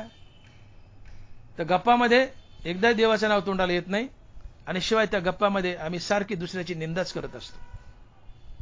ही आली, ती आली, हा आला, तो गेला, याचं हे झालं, त्याचं ते झालं. आम्ही सगळे लोकांचे गटार उपशीत असतो, धुणं धुत असतो. निंदा करणं म्हणजे गटारच उपासणं.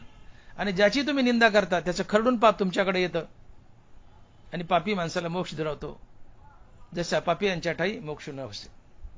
जसा पापी यांच्या ठाई मोक्ष न वसे. आणि म्हणून निंदा करणं ही माणसाची सहज प्रवृत्ती आहे. मनुष्य बसला कुणा 4 चौघात एकमेकाच्या निंदाच करतात, लोकांच्या निंदाच करतात. निंदेने त्यांचं पाप आपल्याकडे तर पापाने देव दुरावतो.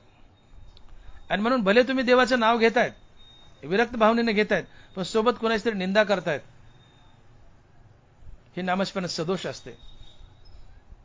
निंदेमुळे तुम्ही पापाचे भागीदार बनता आणि पापी माणसाजवळ चुकूनही मोक्ष येत नाही, तुम्हाला देव दुरावतो. म्हणून कुणाची निंदा तोंडानं करू नका, शिवाय कुणाची निंदा कानानं ऐकूही नका. कुणी जर कुणाची निंदा करायला लागला तिथून निघून जा किंवा त्याला थांब म्हणाव. तोंडानं निंदा तर करूच नका, पण कानानंही निंदा ऐकू नका. आणि काचे कानी गुणदोष मनानं आणि. तोंडानं निंदा करू नका, कानानं निंदा ऐकू नका. एवढंच काय, कुणाची निंदा करण्याची गोष्ट मनात सुद्धा आणू नका. हो, आणि काचे कानी गुणदोष मनानं आणि. कुणाचेही गुणदोष आपल्या तोंडानं वधू नका, कानानं ऐकू नका आणि मनातही आणू नका. देव तुम्हाला लवकर भेटेल. कुणाची निंदा करणं पाप आहे, कुणाची निंदा करणं चूक आहे, तसं कुणाची स्तुती करणं सुद्धा चूक आहे. तुकोबराय म्हणतात, कुणाची निंदा तर करूच नका, पण कुणाची स्तुती करू नका. 10 माणसं रस्त्याने चाललेत आणि त्या 10 पैकी एका माणसाकडे आपण बोट केलंय आणि म्हणलं हा आमका आमका माणूस फार चांगला आहे, तर त्या एकाची स्तुती केली तर उरलेल्या 9 लोकांची निंदा केल्याचं पाप तुम्हाला लागतं. आणि म्हणून तुकोबराय म्हणतात की एका म्हणता भले आणि का सहजची निंदिले. 10 माणसं वाटेने चालले, त्यातल्या एकाकडे बोट करायचं आणि म्हणायचं ह्या 10 पैकी हा आमका आमका लय चांगला आहे, ते एकाची स्तुती केली तर उरलेल्या 10ची निंदा केल्याचं पाप लागतं. एका म्हणता भले आणि का सहजची निंदिले. उदाहरणार्थ तुमच्या मुलीचं लग्न आहे आणि लग्नाला 2000 माणसं आले, त्यातल्या 25 लोकांना व्यासपीठावर घेतलं, हरेतुरे घातले आणि त्यांची स्तुती केली. तर 25 लोकांची स्तुती केली तर उरलेल्या 1975 लोकांची निंदा केल्याचं पाप आपल्याला लागतं. आणि म्हणून आपल्या तोंडानं कुणाची निंदा तर करूच नका, पण कुणाची स्तुतीही करू नका. मी बोललो की लग्नाला 2000 माणसं आले, त्यातले 25 व्यासपीठावर घ्यायचे, हरेतुरे घालायचे आणि त्यांची स्तुती करायची. 25 लोकांची स्तुती केली, उरलेल्या 1975 लोकांची निंदा केल्याचं पाप आपल्याला लागतं. देव दुरावतो. म्हणून कुणाची निंदा तर करू नका, कुणाची निंदा ऐकूही नका. आणि म्हणून महाराज म्हणतायत की अनेकाची कानी गुणदोष मनाना आणि. कुणाची निंदा करू नका, निंदा ऐकू नका. जो कुणाचीही निंदा करत नाही तो चालता बोलता देव असतो. तुकोबारायाची साक्ष देत आहेत. जो कुणाची निंदा करत नाही तो चालता बोलता देव असतो. तुकोबाराय म्हणतात न बोले गुणदोष न ऐके कानी वर्तोनी तो जनी जनार्दन. न बोले गुणदोष न ऐके कानी वर्तोनी तो जनी जनार्दन. जो कोणाचेही गुणदोष तोंडाने बोलत नाही आणि कानाने ऐकत नाही तो माणसासारखा दिसतो, परंतु तो चालता बोलता देव असतो.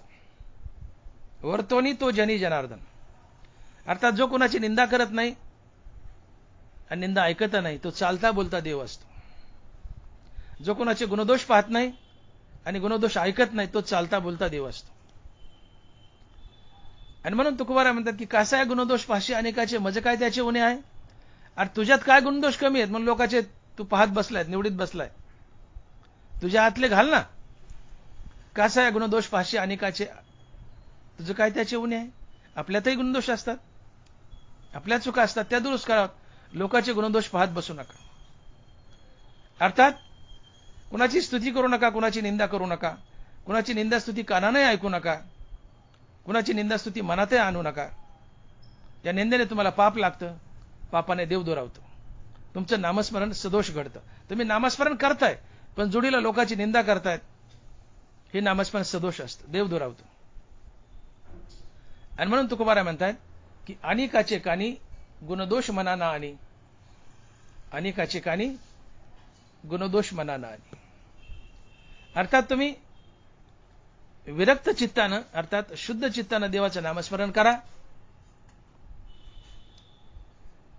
आणि कुणाचीही निंदास्तुती करू नका, निंदास्तुती ऐकू नका, निंदास्तुती मनात सुद्धा आणू नका. तुम्ही लवकर देव बनाल.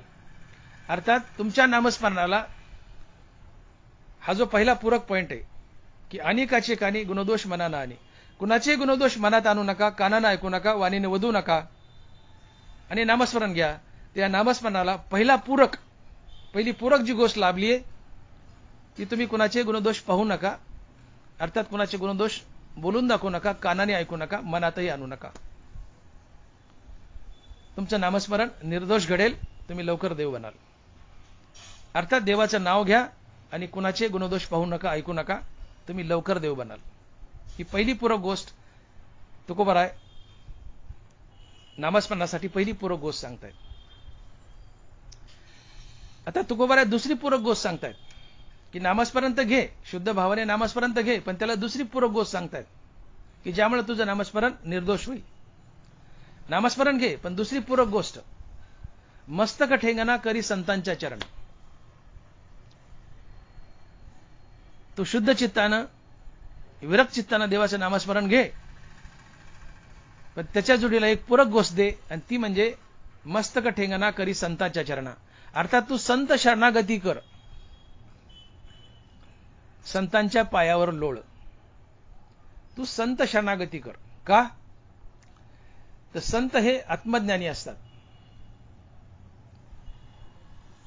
आणि ज्याच्याजवळ आत्मज्ञान आहे तोच इतराला आत्मज्ञान देऊ शकतो आणि आत्मज्ञानाशिवाय मोक्ष मिळत नाही.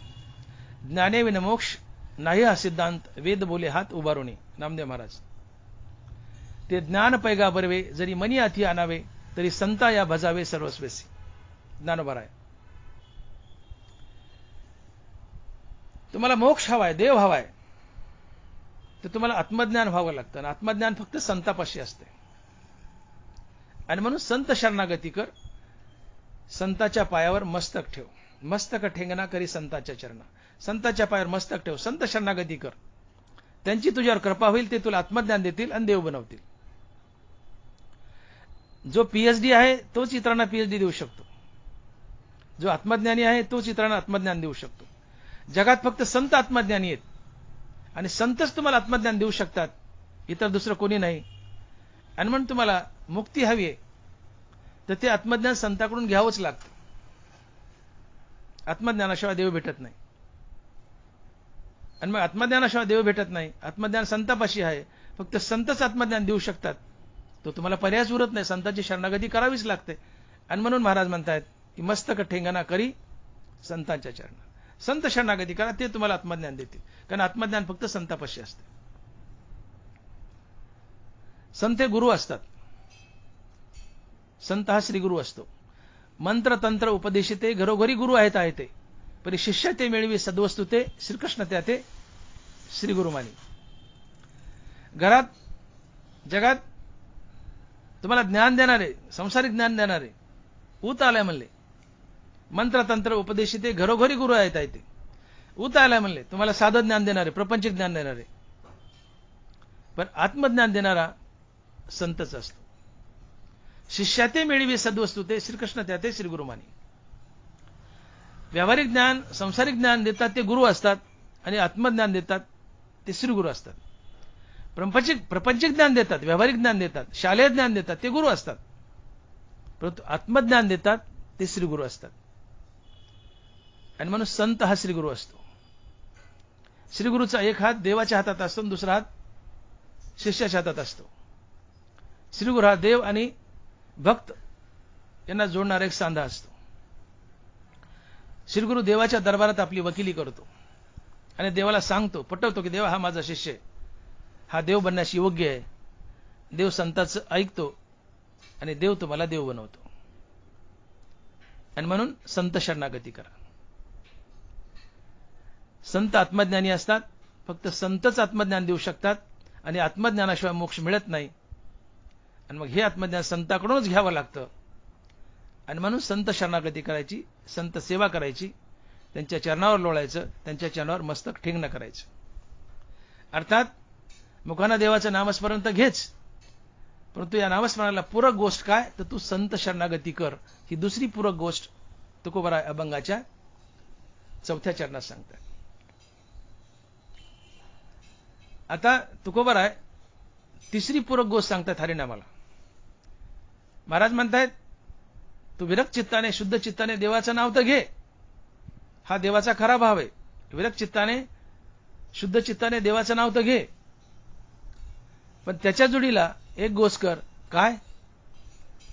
तर तो नेहमी सत्य बोल, प्रेमळ बोल आणि असं बोल की ज्यामुळे तुझं आणि समोरच्याचं दोघांचंही समाधान राहील. आणि म्हणून महाराज 5व्या चरणात लिहित आहेत की वेचिते वचन जेने राहे समाधान. वेचिते वचन जेने राहे समाधान. माणसानं असं बोलावं की त्या बोलण्यामुळे आपलंही समाधान राहील आणि पुढच्याचं समाधान राहील. कारण तुम्ही समोरच्याला जर वाईट बोलले आणि त्याचं चित्त भंगलं, तर भंगलेलं चित्त कशानेही सांधता येत नाही. फाटलेला कपडा सांधता येतो, भंगलेला कपडा सांधता येतो, पण भंगलेलं चित्त सांधता येत नाही. एकदा चित्त भंगलं तर त्यामध्ये पुन्हा तो ओरिजिनलपणा येत नाही. कपडा फाटला सांधता येतो, चित्त फाटलं, चित्त भंगलं सांधता येत नाही. आणि मग तुकोबाराय म्हणतात की भंगली या चित्ता न ये कशाने सांधिता. एकदा चित्त भंगलं आणि भंगत कशाने चित्त? तुमच्या वाईट बोलण्यानं. म्हणून माणसानं नेहमी विचार करून बोलावं.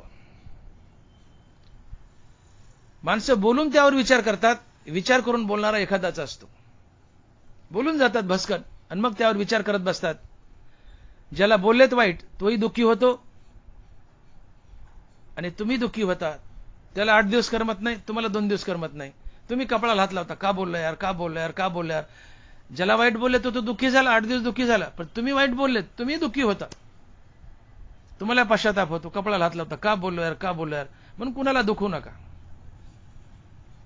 बोलून त्यावर विचार करू नका, विचार करून बोला. बोलून त्यावर विचार करणारे सगळेच आहेत, पण विचार करून बोलणारा एखादा असतो. म्हणून आपल्या वाणीला लगाम द्या. शब्द शस्त्रासारखे असतात, करवतीसारखे असतात. शब्द कापतात, हृदयाला कापतात, हृदयावर घाव करतात. आणि म्हणून समाजामध्ये एक मन आहे की मारलेला वळ बुजतो, मारलेला वळ बुजतो, परंतु बोललेला वळ बुजत नाही. याने चित्त भंगतं आणि चित्त भंगलं की ते कशाने सांधता येत नाही. त्या मैत्रीत ओरिजिनलपणा येत नाही. आलाही आलीही पुन्हा मैत्री तर ती दाटूमुठी मैत्री असते, खरी मैत्री नसते. म्हणून कुणालाही बोलून दुखवू नका, कुणाचे चित्त भंगवू नका. आणि मनुष्य आपल्या वाईट बोलण्यानं समोरच्याला दुखवत असतो. मी म्हणतो माणसाला जीभ नसती तर मनुष्य बराच सुखी राहिला असता. ही जीभ मोठी चाटळ आहे. जीभ एकटीच आहे, दात 32 आहेत. पण एकदा दाताचं आणि जिभेचं भांडण लागलं आणि दात जिभेला म्हणाले जिभे आम्ही 32 आहेत, तू जास्त वळवळ करू नकोस. तू जास्त वळवळ करशील तर आम्ही 32 जण तुटून पडून तुझा चेंदामेंदा करू. जीभ म्हणते खरं काय? जीभ म्हणते खरं काय? बघू का तुमच्याकडं? मी जर समोरच्याला एक वाईट शब्द बोलले, मी जर समोरच्याला एक शिवी दिली आणि त्यांनी तुमच्या तोंडात ठोका टाकला तर तुम्ही 32च्या 32 बाहेर येताल, एका ठोक्यात आउट. एकटी जीभ 32 दाताला भारी आहे.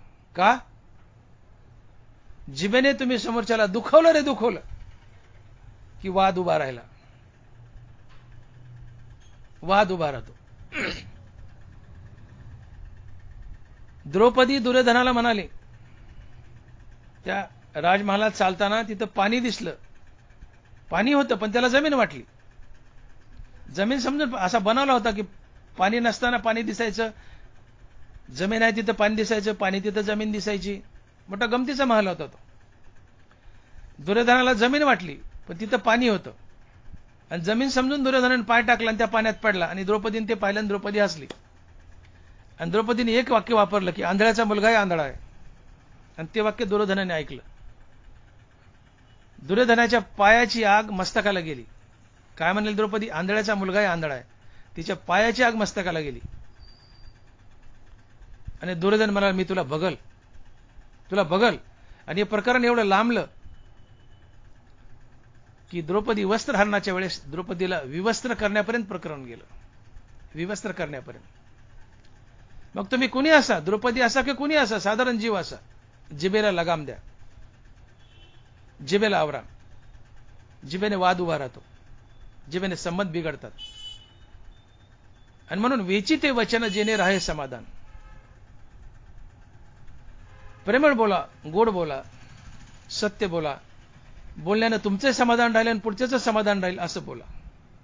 आपल्या बोलण्यानं कुणाचं अंतःकरण दुखवेल असं कधीही बोलू नका. तुम्ही नामस्मरण घेताय, भावयुक्त नामस्मरण घेताय, पण तोंडानं समोरच्याला सारखं दुखवताय, हे सदोष नामस्मरण आहे. यांना देव दुरावतं.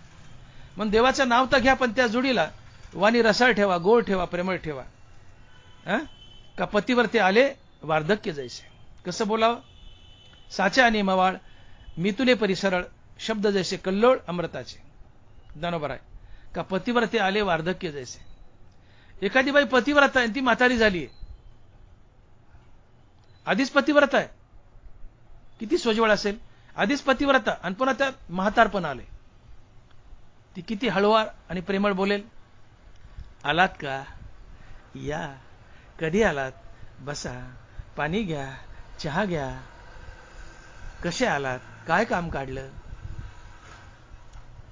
पतिव्रते आले वार्धक्य जैसे. आधीच पतिव्रता आणि त्यात म्हातारपण. तिचं बोलणं किती प्रेमळ आणि हळुवार असेल, तसं प्रेमळ आणि हळुवार बोला हे ज्ञानोबा म्हणतात. का पतिव्रते आले वार्धक्य जैसे.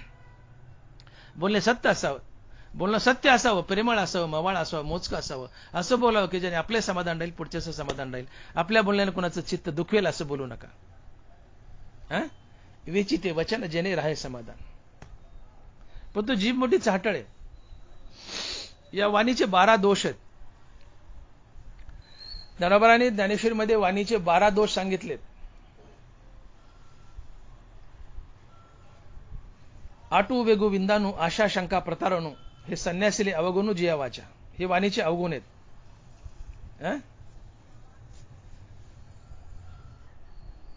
तुम्ही प्राणी ताप ढाळू, उपहास छळू, वर्मस्पर्शू. विरोधू वादबळू, प्राणी ताप ढाळू, उपहास छळू, वर्मस्पर्शू. आटू वेगू विंदानू, आशा शंका प्रतारणू, हे संन्यासीले अवगुणू जिया वाचा. विरोधू वादबळू, विरोधात्मक बोलणं. एखादा मनुष्य म्हणतो आज कीर्तन 6 वाजता ठेवायचे, 9ला कीर्तन ठेवलं तर 11पर्यंत फार उशीर होतो, लोक झोपतात कीर्तनात, घरी जायला वेळ होतो. आपण कीर्तन 6ला ठेवू, नाही नाही 9लाच ठेवायचंय. विरोधात्मक बोलणं, विनाकारण विरोध करायचा, विरोधात्मक बोलणं, नाही नाही 9लाच ठेवायचंय. ज्या बोलण्यानं विरोध होईल असं बोलणं, हा विरोध. दुसरं वाद बळू, असं घाणघाण बोलायचं, शिवाय द्यायच्या की ज्याने वाद उभा राहील, हा वाणीचा दोष आहे. विरोधू वाद बळू, वाणीचा दोष. विरोधू वाद बळू, प्राणी ताप ढाळू, संताप येईल असं बोलायचं. बाप मुलाला म्हणतो जा तुझ्या आईला बोलून आण. मुलगा गेला आणि आईला म्हणतो आई जा तुला तुझ्या नवऱ्याने बोलवलंय. आता तो त्या बाईचा नवराच आहे, यात काय तो काय खोटं बोलला नाही, सत्य बोलला पण कटू बोललाय. बाप काय म्हणला, जा आईला घेऊन ये, आईला बोलून आण. हा गेला ना, आईला म्हणाला आई तुला बोलवलंय. आई म्हणते कोणी, तर तो म्हणतो तुझ्या नवऱ्याने. आता तो खोटं बोलला नाही, सत्यच बोलला, त्या बाईचा नवराच आहे तो. त्या पोराचा बाप म्हणजे त्या बाईचा नवराच आहे, पण संतापजनक बोलला. सत्य बोलला पण कटू बोलला, संताप येईल असं बोलणं. तळपायाची आग मस्तकाला जाते. ती बाई म्हणते या मुडद्याला मी का जन्माला घातलंय, हे कुठून माझ्या पोटाला आलंय. बाबा म्हणलं असतं का बिघड असतं का, पण तुझ्या नवऱ्याने बोलवलंय. भले तिचा नवराच आहे, पण तो वाणीचा दोष आहे. प्राणी ताप ढाळू, समोरच्याला संताप येईल असं बोलणं. विरोधू वाद बळू, प्राणी ताप ढाळू, उपहास छळू, वर्मस्पर्शू. उपहासात्मक बोलायचं, टाकून बोलायचं. अगं तुझ्या बापाच्या घरी काय भिकारी आहेस, आमच्या घरी आल्यानंतर अन्न पाण्याला लागलीस. मायबाप तुझे मजुरीला जातात, आहे का त्यांना अन्न पाणी खायला, इथं आले म्हणून पोटाला खायला लागलीस. उपहासात्मक बोलणं, समोरच्याचा अपमान होईल असं बोलणं, हा वाणीचा दोष आहे. उपहास छळू, छळयुक्त बोलणं. अगं तुझ्या बापाच्या घरी खापरात जेवतीस, इथं पितळात जेवायलीस, दिमाग नको करू. सुनेचा सारखा छळ करणं, छळयुक्त बोलणं. विरोधू वादबळू, प्राणी ताप ढाळू, उपहास छळू, वर्मस्पर्शू. वर्माला झोंबल असं बोलायचं. ए लांगड्या, ए फेगड्या, ए डुचक्या, ए आंधळ्या, ए काळ्या, ए चिपड्या. वर्माला झोंबल असं बोलायचं, वर्मस्पर्शू. हे वाणीचे दोष आहेत. आटू वेगू विंदाणू, आटू हट्टात्मक बोलणं. बाप म्हणतो साधा मोबाईल घे, पोरगं म्हणता नाही मला भारीच मोबाईल पाहिजे. हट्टाला पेटायचं, हट्टाला पेटायचं, हट्टात्मक वाणी. आटू वेगू, वेगू वेगात बोलायचं, फाड फाड फाड फाड फाड, तुझं असं तुझं तसं, फाड फाड बोलायचं. बायकोच काय चुकलं, पुरीची म्हातारी झालीस, भाजीला मीठ किती टाका तुला कळत नाही, काय येतं तुला, जा निघून. वेगात बोलणं, आवेशात बोलणं. आटू वेगू विंदाणू, कपटयुक्त बोलणं. मनात कपट ठेवायचं आणि बोलायचं. विंदाणू म्हणजे कपट, कपटयुक्त बोलणं. आटू वेगू विंदाणू, आशा, समोरच्याला आशाला लावायचं, निराशा करायची. आशाला लावायचं, निराशा करायची. तुला 10,000 उसने देतो म्हणायचं आणि पुन्हा म्हणायचं अरे संपल्यावर माझं नाहीतच. आशायुक्त बोलणं, आशाला लावायचं, निराशा करायची. आटू वेगू विंदाणू, आशा शंका प्रतारणू. प्रतारणा म्हणजे फसवायचं. एखाद्याने विचारलं की अरे सोलापूरचा रस्ता कुणीकडे, तर औरंगाबादचा रस्ता दाखवायचा. विचारलाय सोलापूरचा रस्ता पण दाखवतोय छत्रपती संभाजीनगरचा रस्ता. प्रतारणू, समोरच्याची फसवणूक होईल असं बोलणं. हे वाणीचे एकूण 12 दोष आहेत. आणि हे वाणीचे 12 दोष टाका असं ज्ञानोबा म्हणताय. हे संन्यासिले अवगुण जियावाच्या. वाणीचे दोष आहेत, हे टाका. हे वाणीचे दोष घेऊन तुम्ही सोबत चालला, देवाचं नाव घेता पण वाणीचे दोष घेऊन सोबत चाललात. ही सदोष भक्ती आहे, सदोष नामस्मरण आहे. तुम्हाला दोष लागेल, पाप लागेल, देव दुरावेल. हे वाणीचे दोष टाका.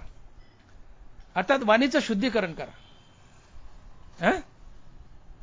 सत्य बोला, मवाळ बोला, प्रेमळ बोला. देवाचं नाव तर घ्या पण त्याच्या जोडला सत्य बोला, प्रेमळ बोला, मवाळ बोला. समोरच्याचं समाधान राहील असं बोला. म्हणून वेची ते वचन जेणे राहे समाधान. समोरच्याचं अंतकरण दुखवले जाईल असं बोलू नका. एकदा एक मनुष्य खूप श्रीमंत होता पण खूप जाड होता, दांडगा दुंडगा, आणि वर महाडीवर राहत होता. आणि त्या महाडीवर जायची जी वाट होती ती अतिशय बारीक होती. उगा बारीक माणूस जाईल असं, मोठ्या माणसाला जाता यायचं नाही. मोठा माणूस गेला तर मध्ये चिमटेल दबेल अशी बारीक वाट होती. पण ठीक आहे, त्याने जिना लहान केला, वर राहत होता. 2 भाऊ पैसे मागायला गेले. म्हणजे सावकार आम्ही तुमच्याकडे पैसे मागायला आलो, पैसे द्याव. ते मला बसा देतो बसा म्हणले. पण तेवढ्यात एक भाऊ म्हणतो, सावकार तुम्ही माडीवर राहता आणि जिना एवढा बारीक आहे, एखाद बार खाली उतरताना जिन्यात जर तुम्ही अडकले तर तुम्हाला कसं काढावं? एक भाऊ म्हणतो तुम्ही जिन्यात जर अडकले तर कसं काढावं? तर दुसरा म्हणतात तुला घेणं काय रे, तोडून काढून नाही तर हातपाय तोडू, तुला घेणं काय? ते त्यांचे हातपाय तोडून काढतील नाही तर मुंडकं तोडून काढतील, तुला घेणं काय? सावकार म्हणतो नालायकानो तुम्ही दोघे नालायक आहेत, निघा इथून. सावकाराने पैसे दिले नाही. आता पहिला म्हणला अडकले तर कसं काढा, दुसरा म्हणला हातपाय तोडून काढू नाही तर मरू नाही तर मुंडकं तोडू, तुला घेणं काय? दोघं वाईटच बोलले. हा वाणीचा दोष. लाथा खाल्ल्या निघून आले. वाणीचा दोष. कुणालाही आपल्या वाणीनं दुखवू नका. वाणीचं शुद्धीकरण करा. कुणाचा खून करणे हीच हिंसा असते असं नाहीये. आपली काय समज आहे?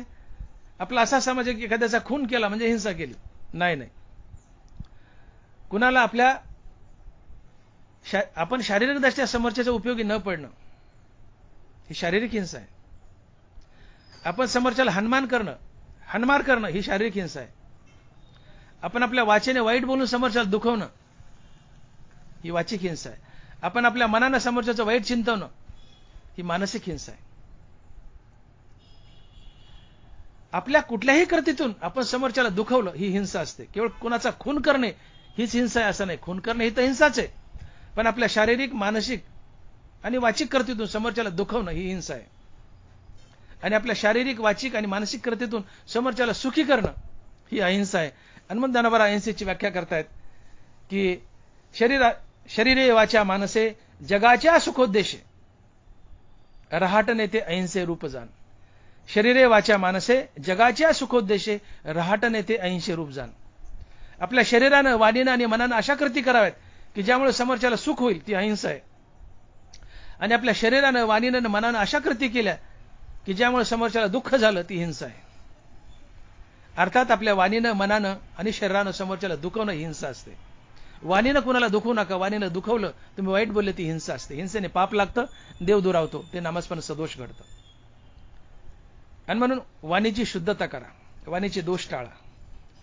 आणि म्हणून तुकोबाराय म्हणतात की बाबा तू देवाचं नाव तर घे, पण त्या जोडीला तू सत्य बोल, प्रेमळ बोल, असं बोल की ज्यामुळे तुझं समाधान राहील आणि समोरच्याचे समाधान राहील. विचिते वचन जेणे राहे समाधान.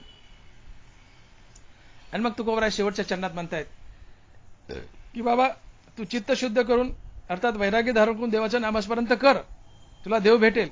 पण याच्या जोडीला एक चौथी पूरक गोष्ट राहू दे. ती म्हणजे काय? तर तुका म्हणे फार थोडा तरी परोपकार. तुका म्हणे फार थोडा तरी परोपकार. राहिलं फार, पण थोडा तरी परोपकार कर, थोडं तरी दान धर्म कर, तुला देव लवकर भेटेल.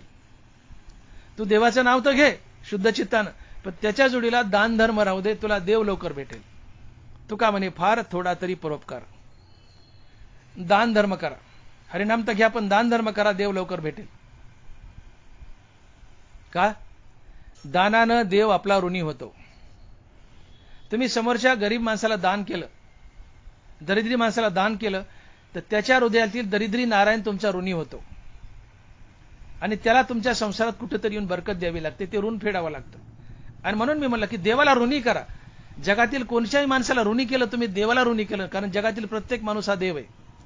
एखाद्या भिकाऱ्याला, दरिद्री माणसाला दान दिलं, तुम्ही ते दान त्या भिकाऱ्याला दिलं नाही, त्याच्या आत लपलेल्या दरिद्री नारायणाला दिलं, आणि तो दरिद्री नारायण ऋणी होतो. आणि देव आपला ऋणी झाला की आपला मिंदा होतो, त्याला आपल्याला भेटावं लागतं, प्राप्त व्हावं लागतं. मी बोललो, जो कोणी तुमचा मिंदा आहे, ज्याच्यावर उपकार केला तो मिंदा असतो. मिंद्याला आपण सांगल तसं वागावं लागतं, मिंदा आपला होतो. देवावर ऋण करा नामस्मरणाचं, दानाचं. देवावर ऋण करा नामस्मरणाचं, दानाचं. देव मिंदा होईल. देव मिंदा झाला त्याला तुम्हाला भेट द्यावीच लागेल, तुमची चाकरी करावी लागेल, कारण तो मिंदा आहे. का? तो तुमच्या ऋणात दबलाय. कशाच्या? नामस्मरणाच्या आणि दानाच्या. दान करा, देव ऋणी होतो, देव लवकर भेटतो. ही चौथी पूरक गोष्ट आहे नामस्मरणाला. नाम तर घ्या, पण दान करा, देव ऋणी होतो, देव लवकर भेटतो. दानाने समाजात साम्यावस्था येते. दानाने तुम्हाला पुण्य लाभतं, दानाने तुमच्या संसारात बरकत येते, आणि दानाने तुम्हाला देव भेटतो. आणि म्हणून ज्ञानोबा राय दानाला मोक्ष निदानाचं अंजन म्हणतात. दानाने देव भेटतो म्हणून दानोबराय दानाला मोक्ष निदानाचं अंजन म्हणतात.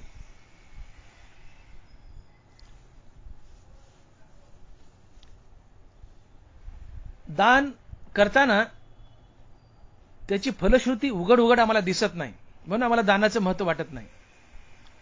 पण दानाची फलश्रुती ही बरकत असते, ती गुप्त असते. जशी गंगा आणि यमुना या दोन नद्यामध्ये सरस्वती गुप्त रूपानं वाहते, तसं दानाची फलश्रुती ही गुप्त असते, ती तुम्हाला दिसत नाही. आणि ही फलश्रुती दिसत नाही म्हणून माणूस दानच करीत नाही. दानाची फलश्रुती असते, दानाने तुम्हाला फळ मिळतं, ते गुप्त आहे, दिसत नाही. तर दानाची सर्वात मोठी फलश्रुती काय? तर दानाने देव भेटतो. देव ऋणी होतो दानाने, देव तुम्हाला भेटतो. पहिली गोष्ट, दानाने बरकत येते संसारात, दानाने पुण्य लाभतं, दानाने समाजात साम्यावस्था येते. म्हणून दान करा. नामस्मरणाला दानाची जोड द्या. तुम्ही जितकं जितकं दान उदार अंतकरणाने कराल तितकी तितकी बरकत तुमच्या संसारात येईल. जवळ दाता उल्हासे देतो तो तो पूर्वी जगन्नाथ. दानाने पुण्य लाभतं, दानाने संसारात बरकत येते, दानाने समाजात साम्यावस्था येते, दानाने देव ऋणी होतो आणि दानाने देव लवकर भेटतो. दान हे मोक्ष निदानाचं अंजन आहे. दानाने देव लवकर भेटतो. आणि म्हणून तुकोबाराय चौथी पूरक गोष्ट सांगतात हरिनामाला, की तुम्ही राहिलं फार पण थोडा तरी परोपकार करा, दान करा. दानानं देव ऋणी होईल. आणि जो ऋणी असतो तो मिंदा असतो, त्याला तुम्हाला भेट द्यावी लागते, तुमची चाकरी करावी लागते. दानानं तुम्हाला देव भेटेल. म्हणून मी बोललो की देवावर ऋण करा, निष्काम नामाचं आणि दानाचं. या नामस्मरणात आणि या दानात देव दबू द्या, ऋणी होऊ द्या. जो ऋणी असतो तो मिंदा असतो, जो मिंदा आहे त्याला भेटावं लागतं, तुमचं ऐकावं लागतं. देव नामस्मरणानं दानानं ऋणी झाला, तो मिंदा आहे, तो मिंदा आहे तुम्हाला भेटेल, त्याला भेटावं लागेल. म्हणून निष्काम भावनेने नाव घ्या, देवाला काही मागू नका. निष्काम भावनेने नाव घ्या, निष्काम भावनेने कर्म करा. कर्म देवाची पूजा म्हणून करा. या निष्काम कर्मानं, निष्काम नामानं देव ऋणी होतो, दानानं देव ऋणी होतो. जो ऋणी तो मिंदा असतो, मिंदा असतो त्याला भेटावं लागतं, तुमचं ऐकावं लागतं, तुमची चाकरी करायला यावं लागतं, देव प्राप्त होतो. आणि म्हणून तुकोबाराय म्हणतात की चित्त शुद्ध करा, अर्थात विरक्ती धारण करा. विरक्त अंतकरणानं देवाचं नामस्मरण करा. त्याच्या जोडीला विरक्त अंतकरणानं देवाचं नामस्मरण करा. परंतु याच्या जोडीला या चार गोष्टी पूरक राहू द्या. तुम्ही चित्त शुद्ध करा, शुद्ध चित्ताने अर्थात विरक्त अंतकरणाने देवाचं नामस्मरण घ्या. पण या चार गोष्टी याच्या मदतीला राहू द्या. कारण या चार गोष्टी मदतीला नसतील तर नामस्मरण हे सदोष असते आणि नामस्मरण निर्दोष असावं. या चार गोष्टी मदतीला घ्या नामाच्या, नाम हे निर्दोष राहील, त्यातला दोष निघून जाईल. तुम्ही नाम घेतायत पण या चार गोष्टी हे पाप तुमच्याकडून घडतायत. म्हणून नामाच्या जोडीला या चार गोष्टी द्या, त्या नामाला पूरक ठरतील. नाम निर्दोष घडेल, त्यातला दोष निघून जाईल आणि नाम तुम्हाला देव बनवेल. आणि म्हणून तुकोबाराय म्हणतात की राहिलं फार पण थोडा तरी परोपकार करा. तुका म्हणे फार थोडा तरी परोपकार. विठोबा रखुमाई, जय जय विठोबा रखुमाई.